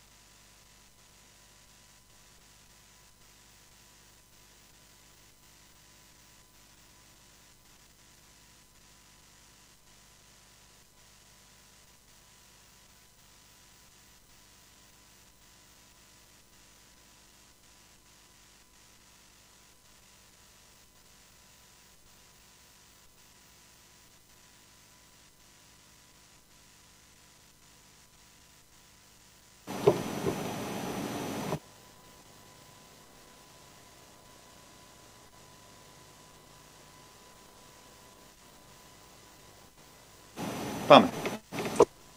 Επιστρέφουμε στο διαδικτυακό μας συνέδριο και στην στρογγυλή τράπεζα που θα ακολουθήσει μετά τις διαλέξεις των εκλεκτών καλεσμένων μας. Πρώτα μπορούμε να ρίξουμε μια ματιά στην δημοσκόπηση στην οποία είχατε τη δυνατότητα να συμμετάσχετε, να δούμε τα αποτελέσματα. Πόσα γνωρίζετε για τα αποτελέσματα των γερμανικών εκλογών? Έχω γνώση των αποτελεσμάτων 67%, γνωρίζω πολύ καλά τι συνέβη 30% και δεν έχω ακούσει ποτέ τίποτα για τις γερμανικές εκλογές και τα αποτελέσματά τους ένα 3%. Περιμένετε μια σημαντική αλλαγή του ρόλου της Γερμανίας μέσα στην Ευρώπη? Ναι, αποφασιστική 18%, είναι ασαφές ένα 6%, πιστεύω ότι δεν θα αλλάξει τίποτα 15%, ίσως αλλάξει λίγο 61%. Πόσο σημαντικά είναι τα αποτελέσματα των γερμανικών εκλογών για την Ελλάδα και τις ελληνογερμανικές σχέσεις? 0% καθόλου σημαντικό. Κάπως σημαντικό θεωρεί ότι είναι το 56%. Πολύ σημαντικό το 41%, ασαφές το 3%. Η τελευταία ερώτηση, ευρωπαϊκή ενοποίηση και δημοκρατική διακυβέρνηση. Είναι πολύ συγκεκριμένες έννοιες, ένα 3%. Μάλλον με μπερδεύουν αυτές οι δύο λέξεις, 31%. Μπορώ επαρκώς να περιγράψω αυτά τα ζητήματα, ένα 31%. Και 34% έχω βαθιά γνώση αυτών των ζητημάτων. Αυτή ήταν λοιπόν η δημοσκόπησή μας. Συνεχίζουμε με μία πρώτη τοποθέτηση σε αυτά που έχει ακούσει από την πρόξενο της Γερμανίας στη Θεσσαλονίκη, την Ζιμπίλε Μπέντιχ. Κυρία Μπέντιχ, θέλετε να μας πείτε πώς βλέπετε τις μέχρι τώρα τοποθετήσεις, αν έχετε κάποιο σχόλιο, τι σας έκανε εντύπωση από αυτά που υπόθηκαν? Ναι, μπορώ να μιλάω στα αγγλικά, είναι πιο εύκολο για μένα. Thank you very much, first of all, for the invitation and to this interesting discussion. When I first got the invitation, I thought, what do we know? We know nothing, because this time these exploration talks were perfectly confidential, other than 5 years ago. So I wondered, what exactly could we talk about? There's nothing. But it turned out to be a very interesting session, because I realized that your approach is the political science approach, which is quite different from what we as government officials do. That was really, really interesting. And I think your analysis are absolutely correct. What I heard and understood. And for me, as a person of the practical side, I'm really involved. I mean, I'm working for the German government, and I'm waiting now, what kind of government will that be? And even more practical, I'm waiting for my new foreign minister. Or will he be a man? Will she be a woman? We don't know anything. As I said, these talks are so confidential. We know absolutely nothing. We just can speculate, and that's very nice. But I'm really waiting. And I want to make a statement here. Whatever new government will be, it will be the same foreign policy, because the voters have decided to give their the majority of votes to parties who are not anti-EU and anti-NATO or anything. It's the mainstream that is now again in power, no, whatever coalition it will be. Let's say if the left had a majority or something, they are against the NATO. We would have feared a NATO exit of Germany, and if the AfD, these nationalists, had a bigger outcome, they are against the EU. So this is all very positive, and that's why I'm quite optimistic. And Greek-German relations will, I say, they will not be affected because German foreign policy is known to be very, very stable. Very stable. Thank you for listening. Ευχαριστούμε πολύ την κυρία Μπέντη. Εγώ θα ήθελα να πω ότι δεν είμαι τόσο σίγουρη ότι θα είναι ακριβώς η ίδια η εξωτερική πολιτική μελλοντικά, διότι αν παραδείγματος χάρη είναι υπουργός εξωτερικών ένας πράσινος ή μια πράσινη, η Αναλένα Μπέρμποκ, όπως φημολογείται, ας πούμε η στάση των πρασίνων απέναντι στη Ρωσία είναι πολύ διαφορετική από αυτή των σοσιαλδημοκρατών, το οποίο θα μπορούσε να έχει επίπτωση παραδείγματος χάρη στον αγωγό Nord Stream 2. Δηλαδή υπάρχουν αποκλίσεις. Προφανώς οι κατευθυντήριες γραμμές είναι κοινές. Δηλαδή ο προσανατολισμός ο ευρωπαϊκός, όπως είπατε, είναι δεδομένος. Αυτό δεν υπάρχει περίπτωση. Αλλά από εκεί και πέρα μπορεί να δούμε κάποιες διαφοροποιήσεις ή απέναντι στην Τουρκία, παραδείγματος χάρη, όπου οι πράσινοι έχουν μια πολύ πιο εχθρική και επικριτική στάση από ότι το Τσεντεού ως τώρα. Δηλαδή, εγώ πιστεύω ότι θα δούμε κάποιες διαφοροποιήσεις. Δεν θεωρώ ότι όλα θα παραμείνουν ίδια. Δεν ξέρω τι λέτε εσείς. We will see. We can't say it now. I'm optimistic. It will be the same flow. Of course, there will always be differences or something. And I had Greece in mind, not Russia or China. So we're talking about Germany and Greece. And I think we are so stable together in the EU. And the Greek-German relations are very, very stable. Ευχαριστούμε πολύ για αυτή την παρέμβαση. Θα ήθελα να προχωρήσω να ξεκινήσω μάλλον την πρώτη ερώτηση στην Ευτυχία Τεπέρογλου, επειδή ξέρω ότι βιάζεται να φύγει, έχει μία πτήση. Είναι μαζί μας ή έφυγε ήδη η Ευτυχία? Εδώ είμαι ακόμα. Ωραία.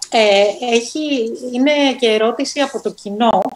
Αν είμαστε μπροστά με βάση αυτά τα δεδομένα που μας είπες, αν βρισκόμαστε σε μία αλλαγή ουσιαστικά του πολιτικού συστήματος σε σχέση με αυτό που είπες, την αποσύνθεση, ας πούμε, των δύο μεγάλων κομμάτων εξουσίας. Και εγώ θα ήθελα να προσθέσω και άλλη μία ερώτηση που μου έκανε εντύπωση.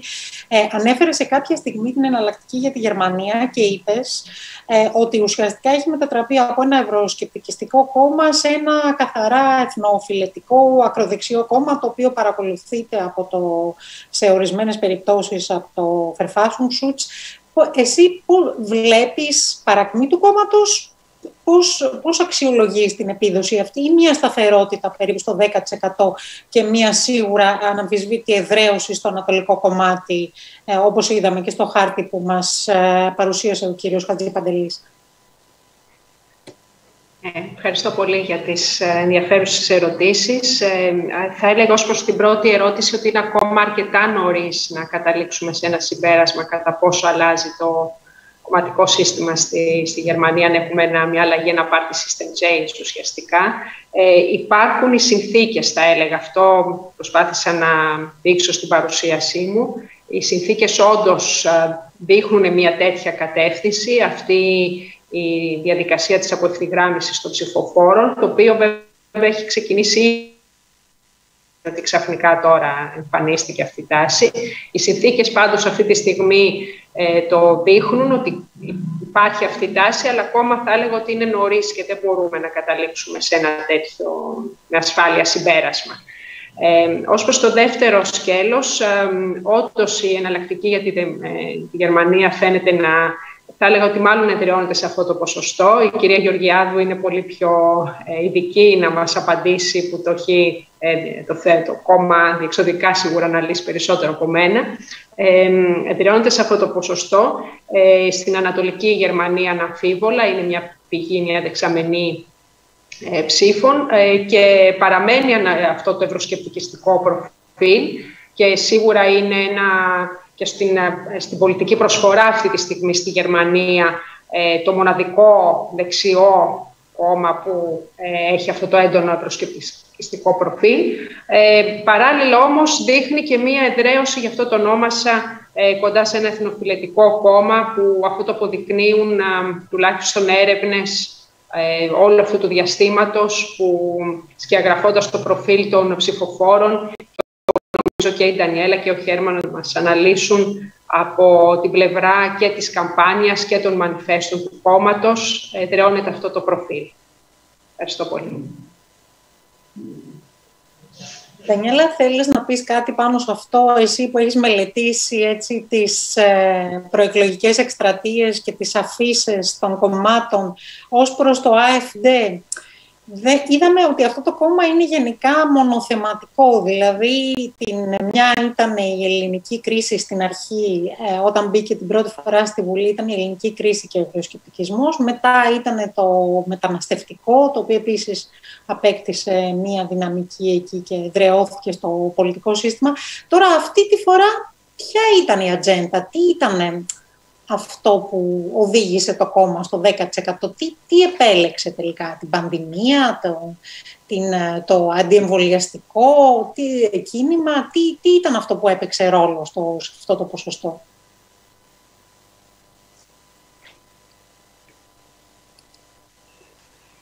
Yeah, thanks a lot for this question.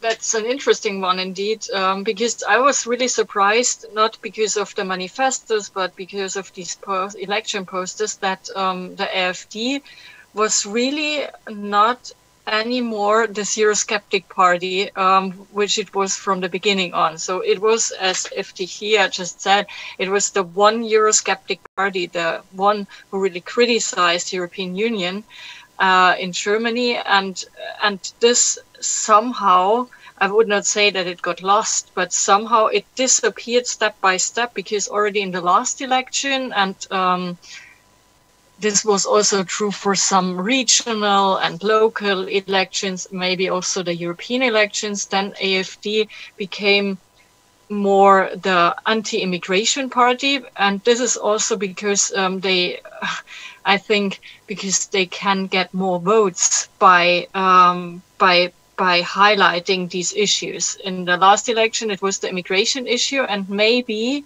they somehow, I don't really know what happened, but they didn't really highlight the immigration issue in this campaign. That was also very surprising for me. They wanted to somehow, I don't know what they really wanted, but I think their idea was to get the most votes as possible, so, which means to get the mainstream voters to the AfD. Maybe that was the main idea behind this election campaign. And I'm not sure if it really worked out, because I agree with Eftihia.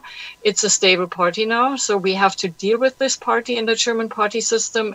I'm quite sure that it will not disappear during the next years or so. So we will have to deal in our party system with this right-wing extremist party, which is also a Eurosceptic party.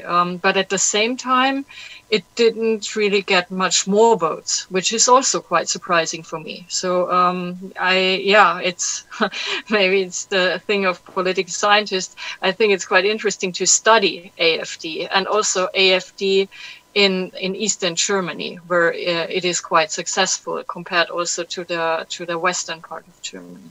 But Hermann maybe has some additional ideas on that. Just put the audio on. thinking back to election day, I thought, well, the two flanks on the left and on the right are shrinking. That's good news, and I still believe that. That's really good news.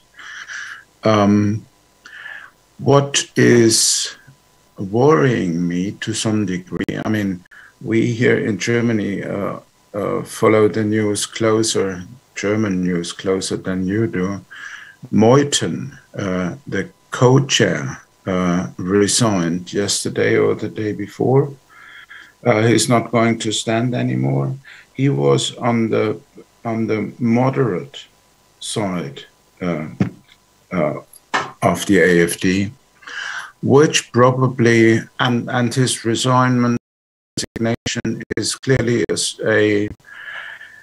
admitting that he lost the battle, right? Which, on the other side, means that the more extreme forces of the AfD will prevail even stronger in the future. And the concentration of that party in the East, as we have seen in these beautiful graphs, is also worrying. Why? What they articulate there, or what they transport, is a feeling of being left behind, a feeling of economic, the expression of economic downturn. Of course, they are anti-immigration. Of course they are. But, I mean, their most important problem in these parts, eastern, southeastern parts of Germany, is not the immigration from abroad, but the emigration from within. This is going to be a depopulated part of the country, already is, and this is being continuing. So what am I saying? I'm saying that the worrying part of the story is that despite a modest decline from 17 to 21, this party is transforming, is becoming more right-wing, radical, more nationalist, more in the Nazi direction, I'm inclined to say. The left, also interesting, as part of a leadership conflict, they are also declining. They almost have missed representation in the federal parliament. And this might, I believe, if this incoming coalition, as I think, Untitled Coalition, red, green, yellow, is working somehow successfully, this will mean the end of Die Linke, because then a strong and attractive and popular SPD will kind of reintegrate some part of this former electorate. That's all I can say. Βασιλική, θα έρθω σε σένα, επειδή όπως είπε και η Ευτυχία είσαι η κατεξοχήν ειδική στο θέμα της ακροδεξιάς. Θέλω να σε ρωτήσω, εκτός από αυτό που συζητάμε, και κάτι ακόμα.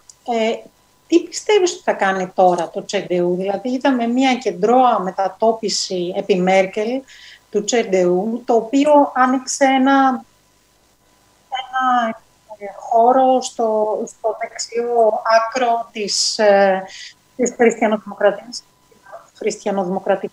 χριστιανοκοινωνικής ένωσης. Τώρα πιστεύεις ότι θα επιστρέψει πάλι στη δεξιά αυτό που έλεγε ο Φρανς Γιώσεφ Στράους, δηλαδή ότι δεν πρέπει να είναι κάποια περίπτωση στα δεξιά μας να υπάρχει χώρος για κόμμα, θα πάει στο δεξιά για να ενσωματώσουν.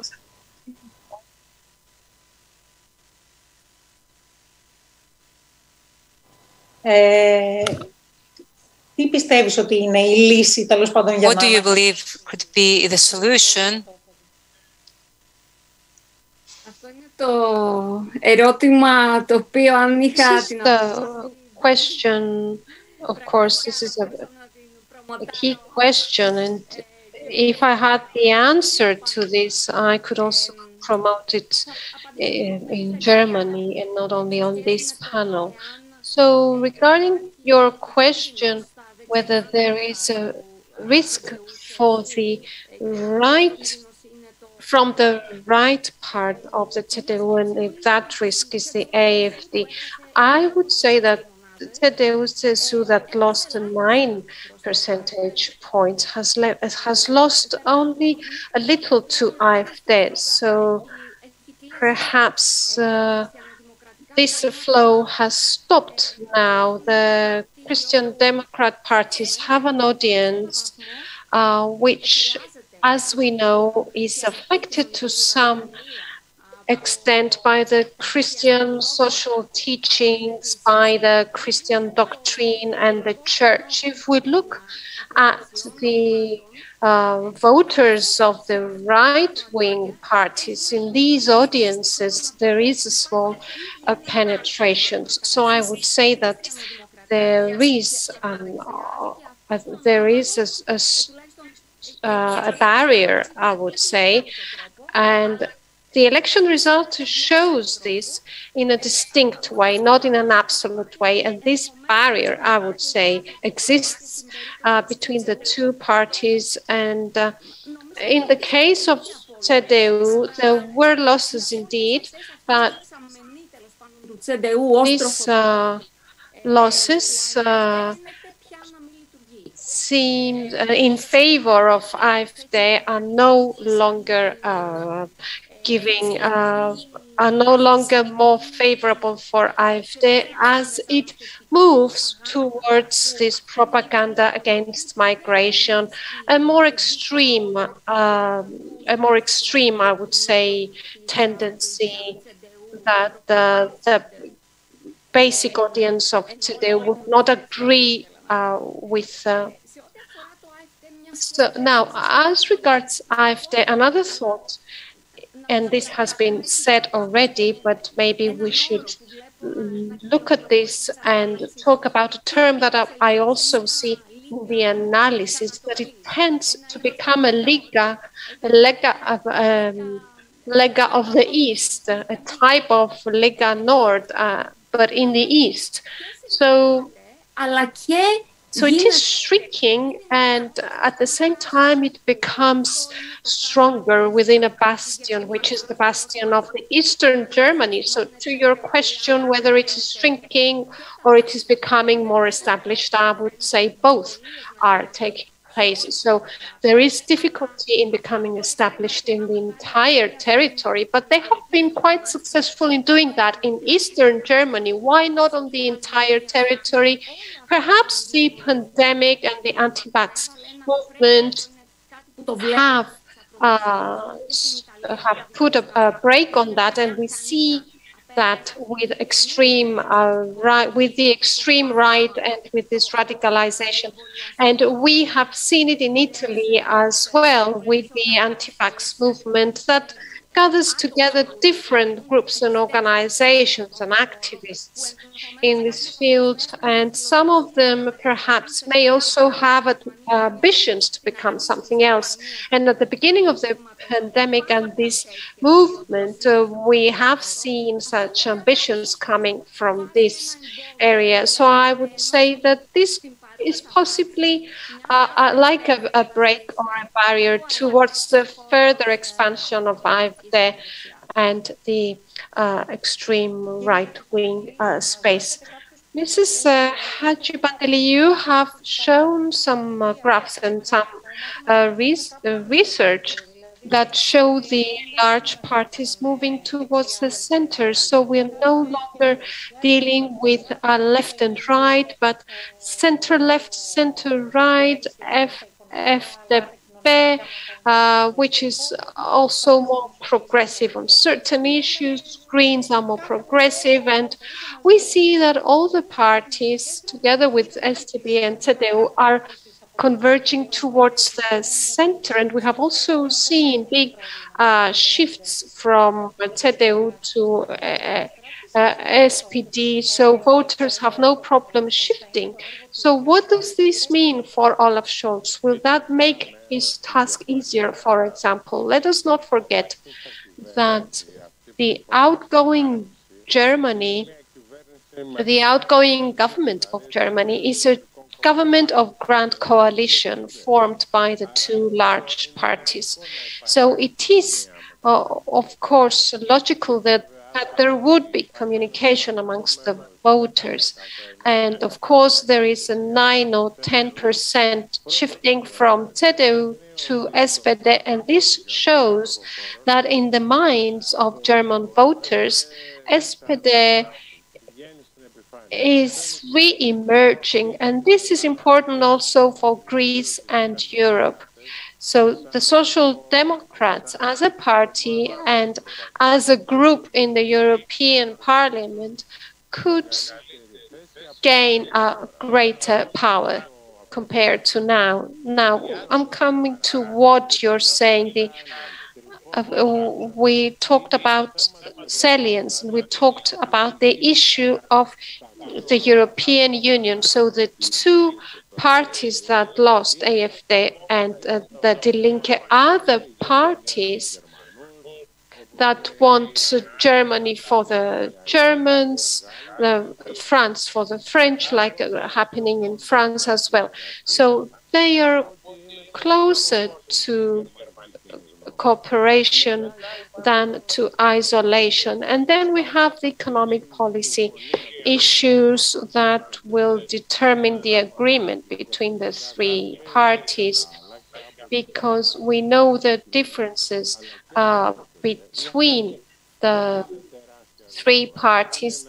There's not a huge difference, but they're not really in favor of different systems, but there are divergences. And of course, after the crisis, and I mean the crisis of the pandemic, we will need to look at energy. We will need to look at the big theme of energy. Germany is one of the first countries to work in that direction. And I remember back in 2010, 2011,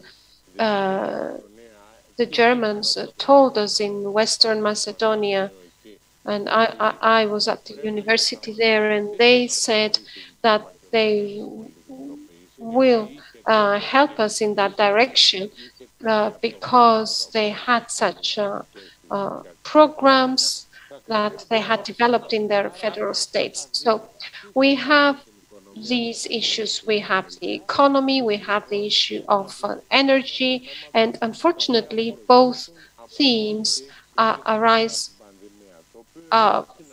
from what has happened during the period of the pandemic, which is not clear in Germany or in Greece or in Europe, but it is important for everybody. So we will see how SPD will manage the discussions as the main partner with the two other parties, so that they reach a consensus. German voters, in my view, do not want a repetition of the Grand Coalition. And CDU, CSU, and SPD don't want that either. They want to try something else, and we will see if this trial will be for the good. And of course,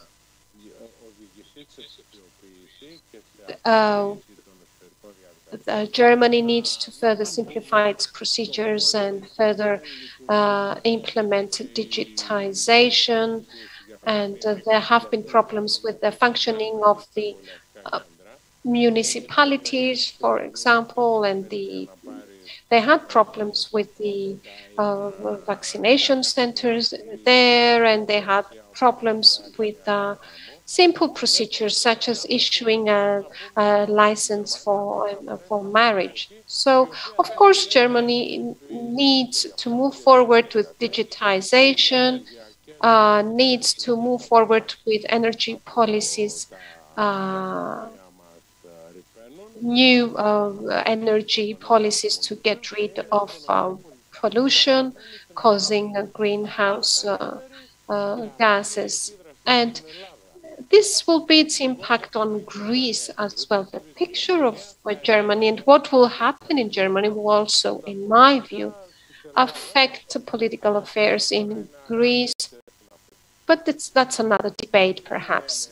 So in this sense, we do expect changes, and I would say also that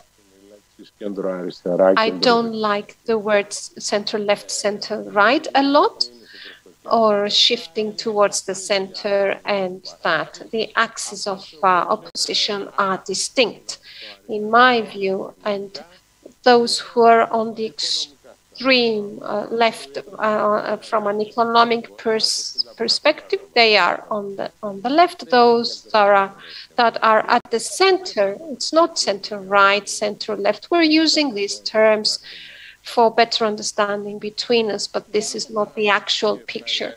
So thank you. Thank you for this opportunity to discuss these issues, and it's very nice that we're discussing in a calm way. Thank you. Mr. Konstantinidis, Mr. Hadjipantelis has talked about this, that there will be an impact on the future of Europe from the new government. On Saturday, Robert Habig talked about deleting debt in the south after the pandemic, that it would be a disaster not to do that.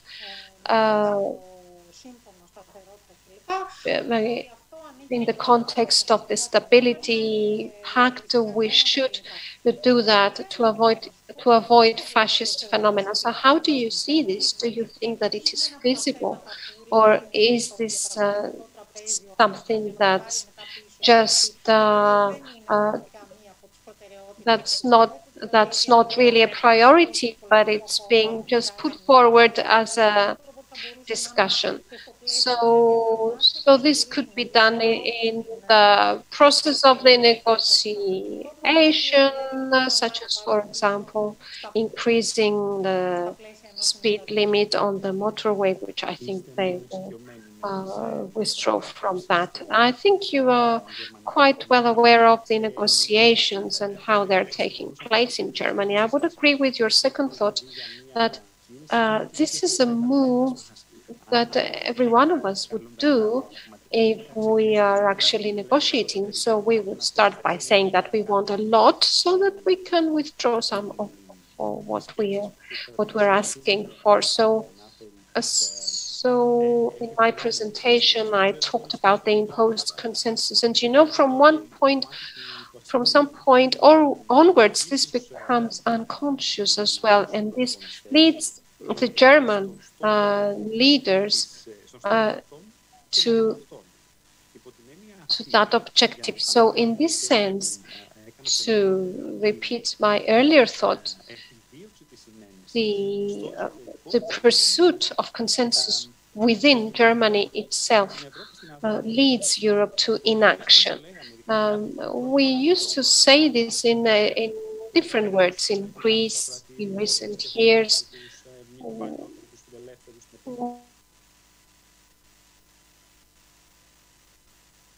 That Merkel was afraid of the liberals, and that is why she was playing it hard. And you remember how Greece was looking at the German political scene at the time.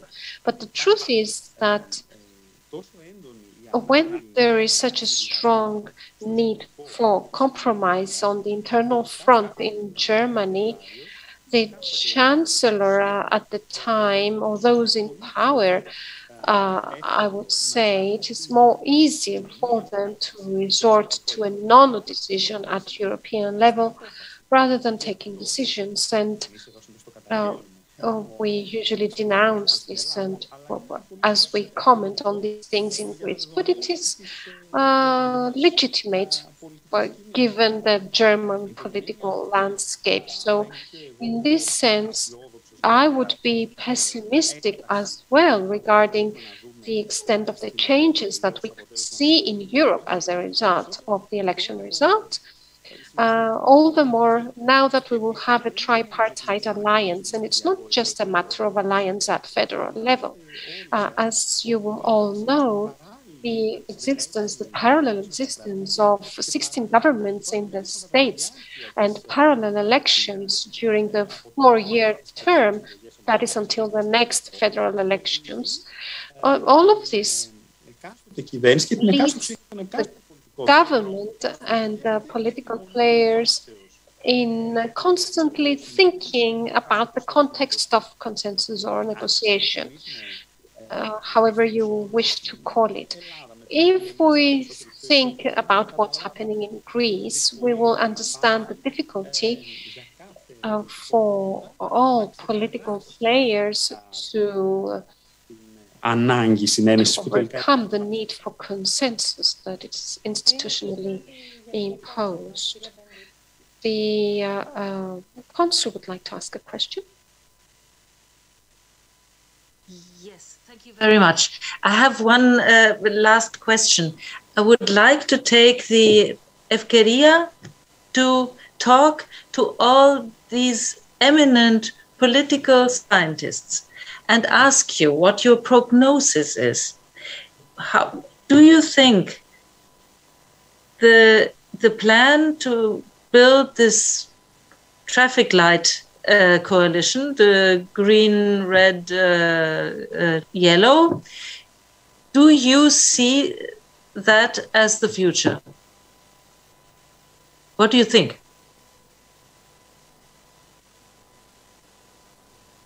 Daniela, θέλεις να πεις? I think Herman raised his hand, but I can. I could start. The question: is it the future or is it our future? I think, from an empirical point of view, I think this is quite probable that it happens. Yes, I think we will get this coalition because if we compare how the fit of these three parties is compared to the fit with the other parties, I think we can. I would not say that it's 100%, but 80% or so. 80, maybe even 90% would lead us to this coalition. And if it's a good future or not, of course, this depends on our political views. But although we have seen or we have heard a lot about that we are not going to have a lot of change, I think there will be some change, at least compared to what we have had during the last decade or so, because we have new parties then in government. We have the Greens in government with new ideas, and therefore I would expect at least some change for the future. I think that's what the people want. I mean, people wanted change with their vote. So, yeah. Okay, maybe someone else can say what...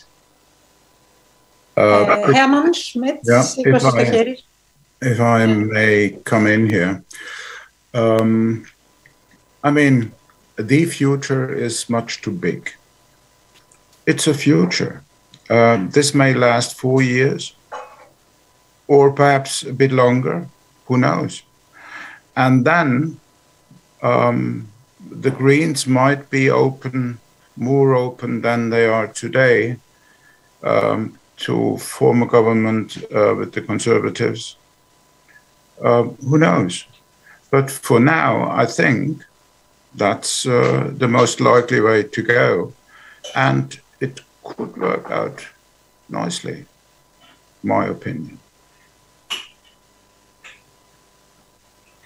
Βασιλική φαντάζομαι ότι δεν είναι τόσο σίγουρη γιατί μας... Vasiliki is not that sure, I would guess. Έφερε και την Τζαμάικα στο τραπέζι. Because she also talked of Jamaica, so maybe she's not so sure of what you've said. I didn't hear, I'm not sure if you have given me the floor. Yes. Definitely for the next 4 years, the future seems to be such a government, such a coalition of the traffic light, but I'm a bit pessimistic. Germany has different routines regarding the governance.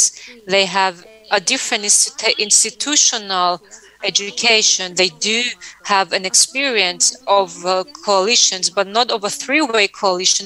And this could also be a problem, not for now. Now this is the will of the electorate. But if we see that as a scheme for the future, then we can see that it's not very good in political sciences to make assumptions for the future. But I believe that this won't be a model in which Germany will want to continue for the next decades. So a coalition government consisting of more than two parties. Because Yannis Konstantinidis asked this issue, I would like to ask Mr. Theodoris Hadjipantelis, what do you believe about this culture of consensus? There were many articles written, why aren't we in this way? Why don't we act in the same way in Greece? Why can we never have a consent? Why do we have financial crises all the time? And why we have always these small politics and these disputes? I think you all remember what happened during the crisis, where we had the Papadimou government, technocratic government, and we could not reach a consent. So what do you believe? Who is at fault? What is at fault in Greece? Why can't we reach a consent? Because I think we will come to this dilemma sooner or later due to a proportional election system. It will be very difficult to find an independent party to create a government. What I want to say about Germany is that in Germany, this three-way coalition will be implemented, will go through a test. And we must say that Germany has a system that works regardless of the government. I believe this is something good. Other people believe that this is something negative. And they also have a strong trade union, structures on a federal and on a state level.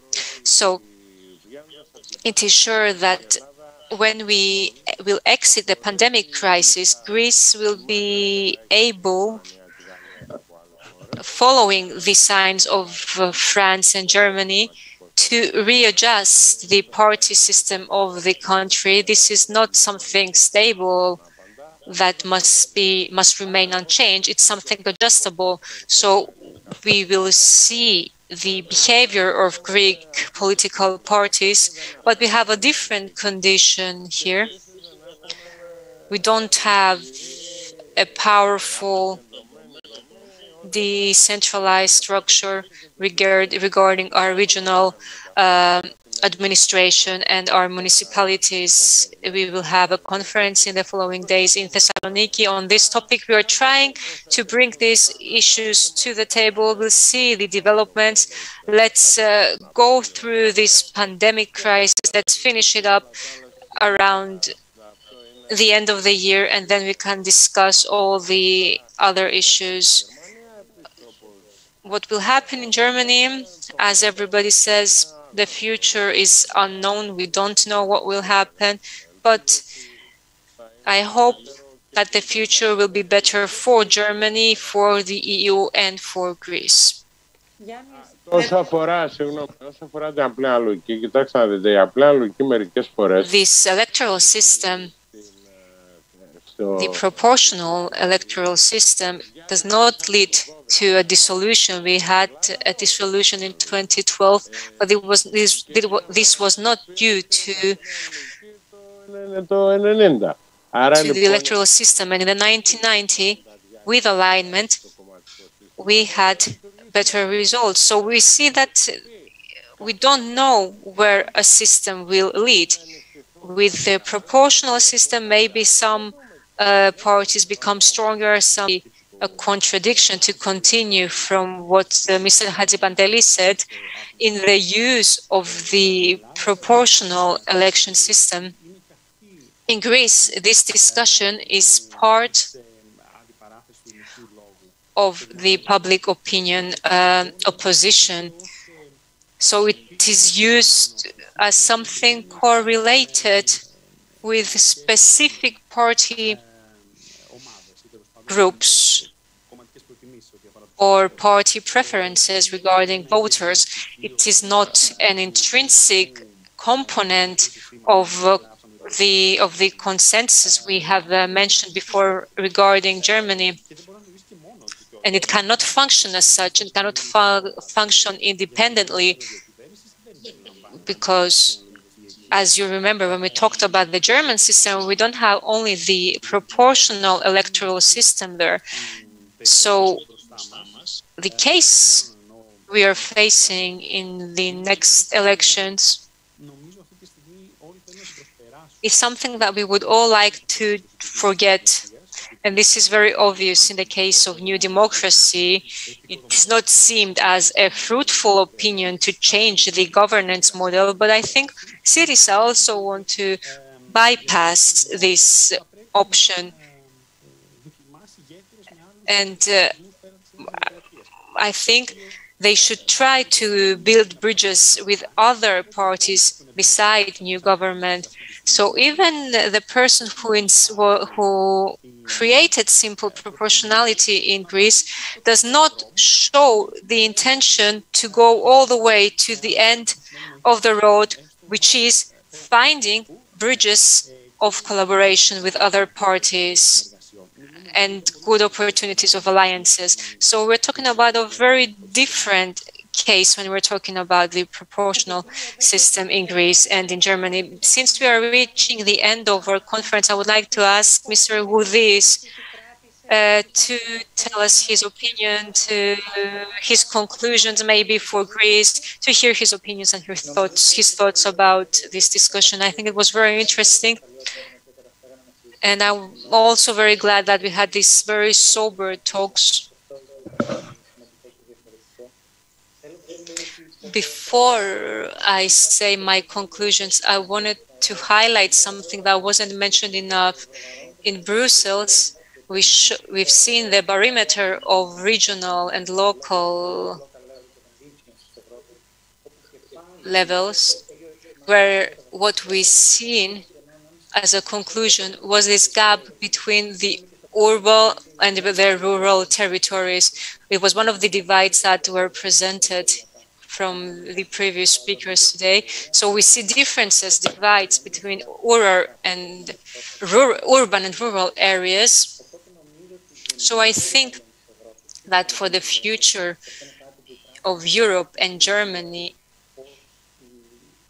we can say that the regional territories of Germany can provide equality of opportunities for people who do not live in urban territories.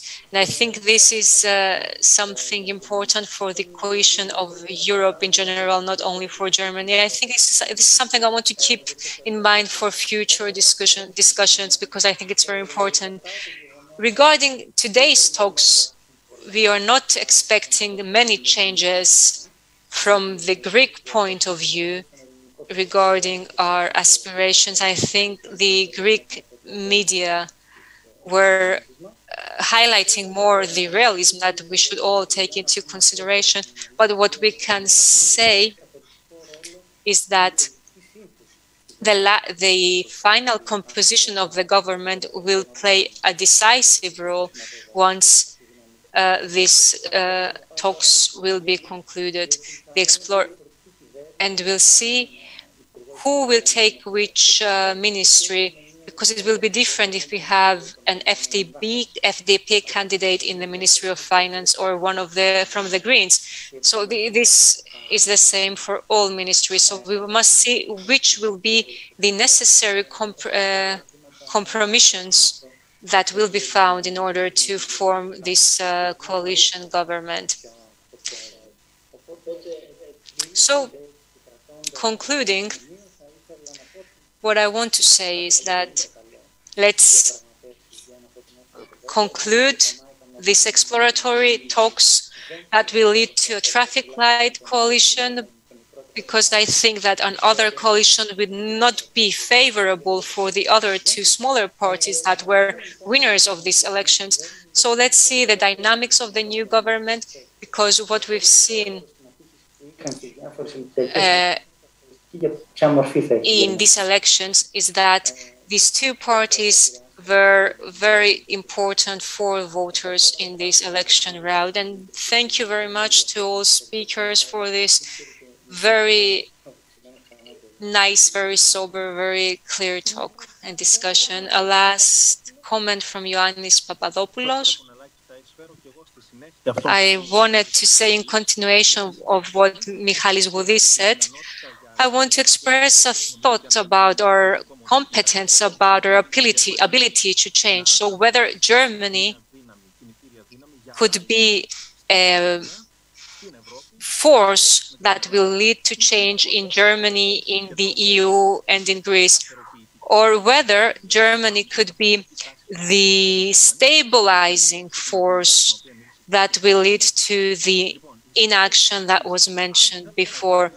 So if we want to see Germany not only as such, but also in convergence, or in an effort to see convergence with France, because the German-French axis is also a moving power, a moving force in the EU, as we've seen with the stability mechanism. So as we see this under this perspective, we will understand that France, with the basic strategical options of the call, has entered a new path. We had the presidential power with executive power in the hands of one person who is elected with the universal voting system, and the central pillar of the system had a majority electoral system with very powerful parliamentary majorities provided to the president, who can proceed to implementation of decisions without forming a coalition. So if we see Germany, we see a completely different landscape. We see a legislative power that, due to this tradition, due to the Nazi history, they are afraid of the concentration of power, and an electoral system that does not help one-party governments. So if we see at this dynamic, we can understand if there is an opportunity for change. In France, we see that the possible next president will be Macron, and he will give a push as the goal towards Germany. But what I wanted to think about, to reflect upon, is if we could move towards a change instead of mediocrity and instead of inaction, which is very characteristic for Germany and has been under the governance of Mrs. Merkel as well. So we should see what are the main issues, the main topics that were revealed in the elections and that have won votes. These were issues of internal policies and the investments in social services, in infrastructure, in housing, in education, and so on. Olaf Scholz had a very powerful discourse because he has his social democratic tradition, but also because he believes in this.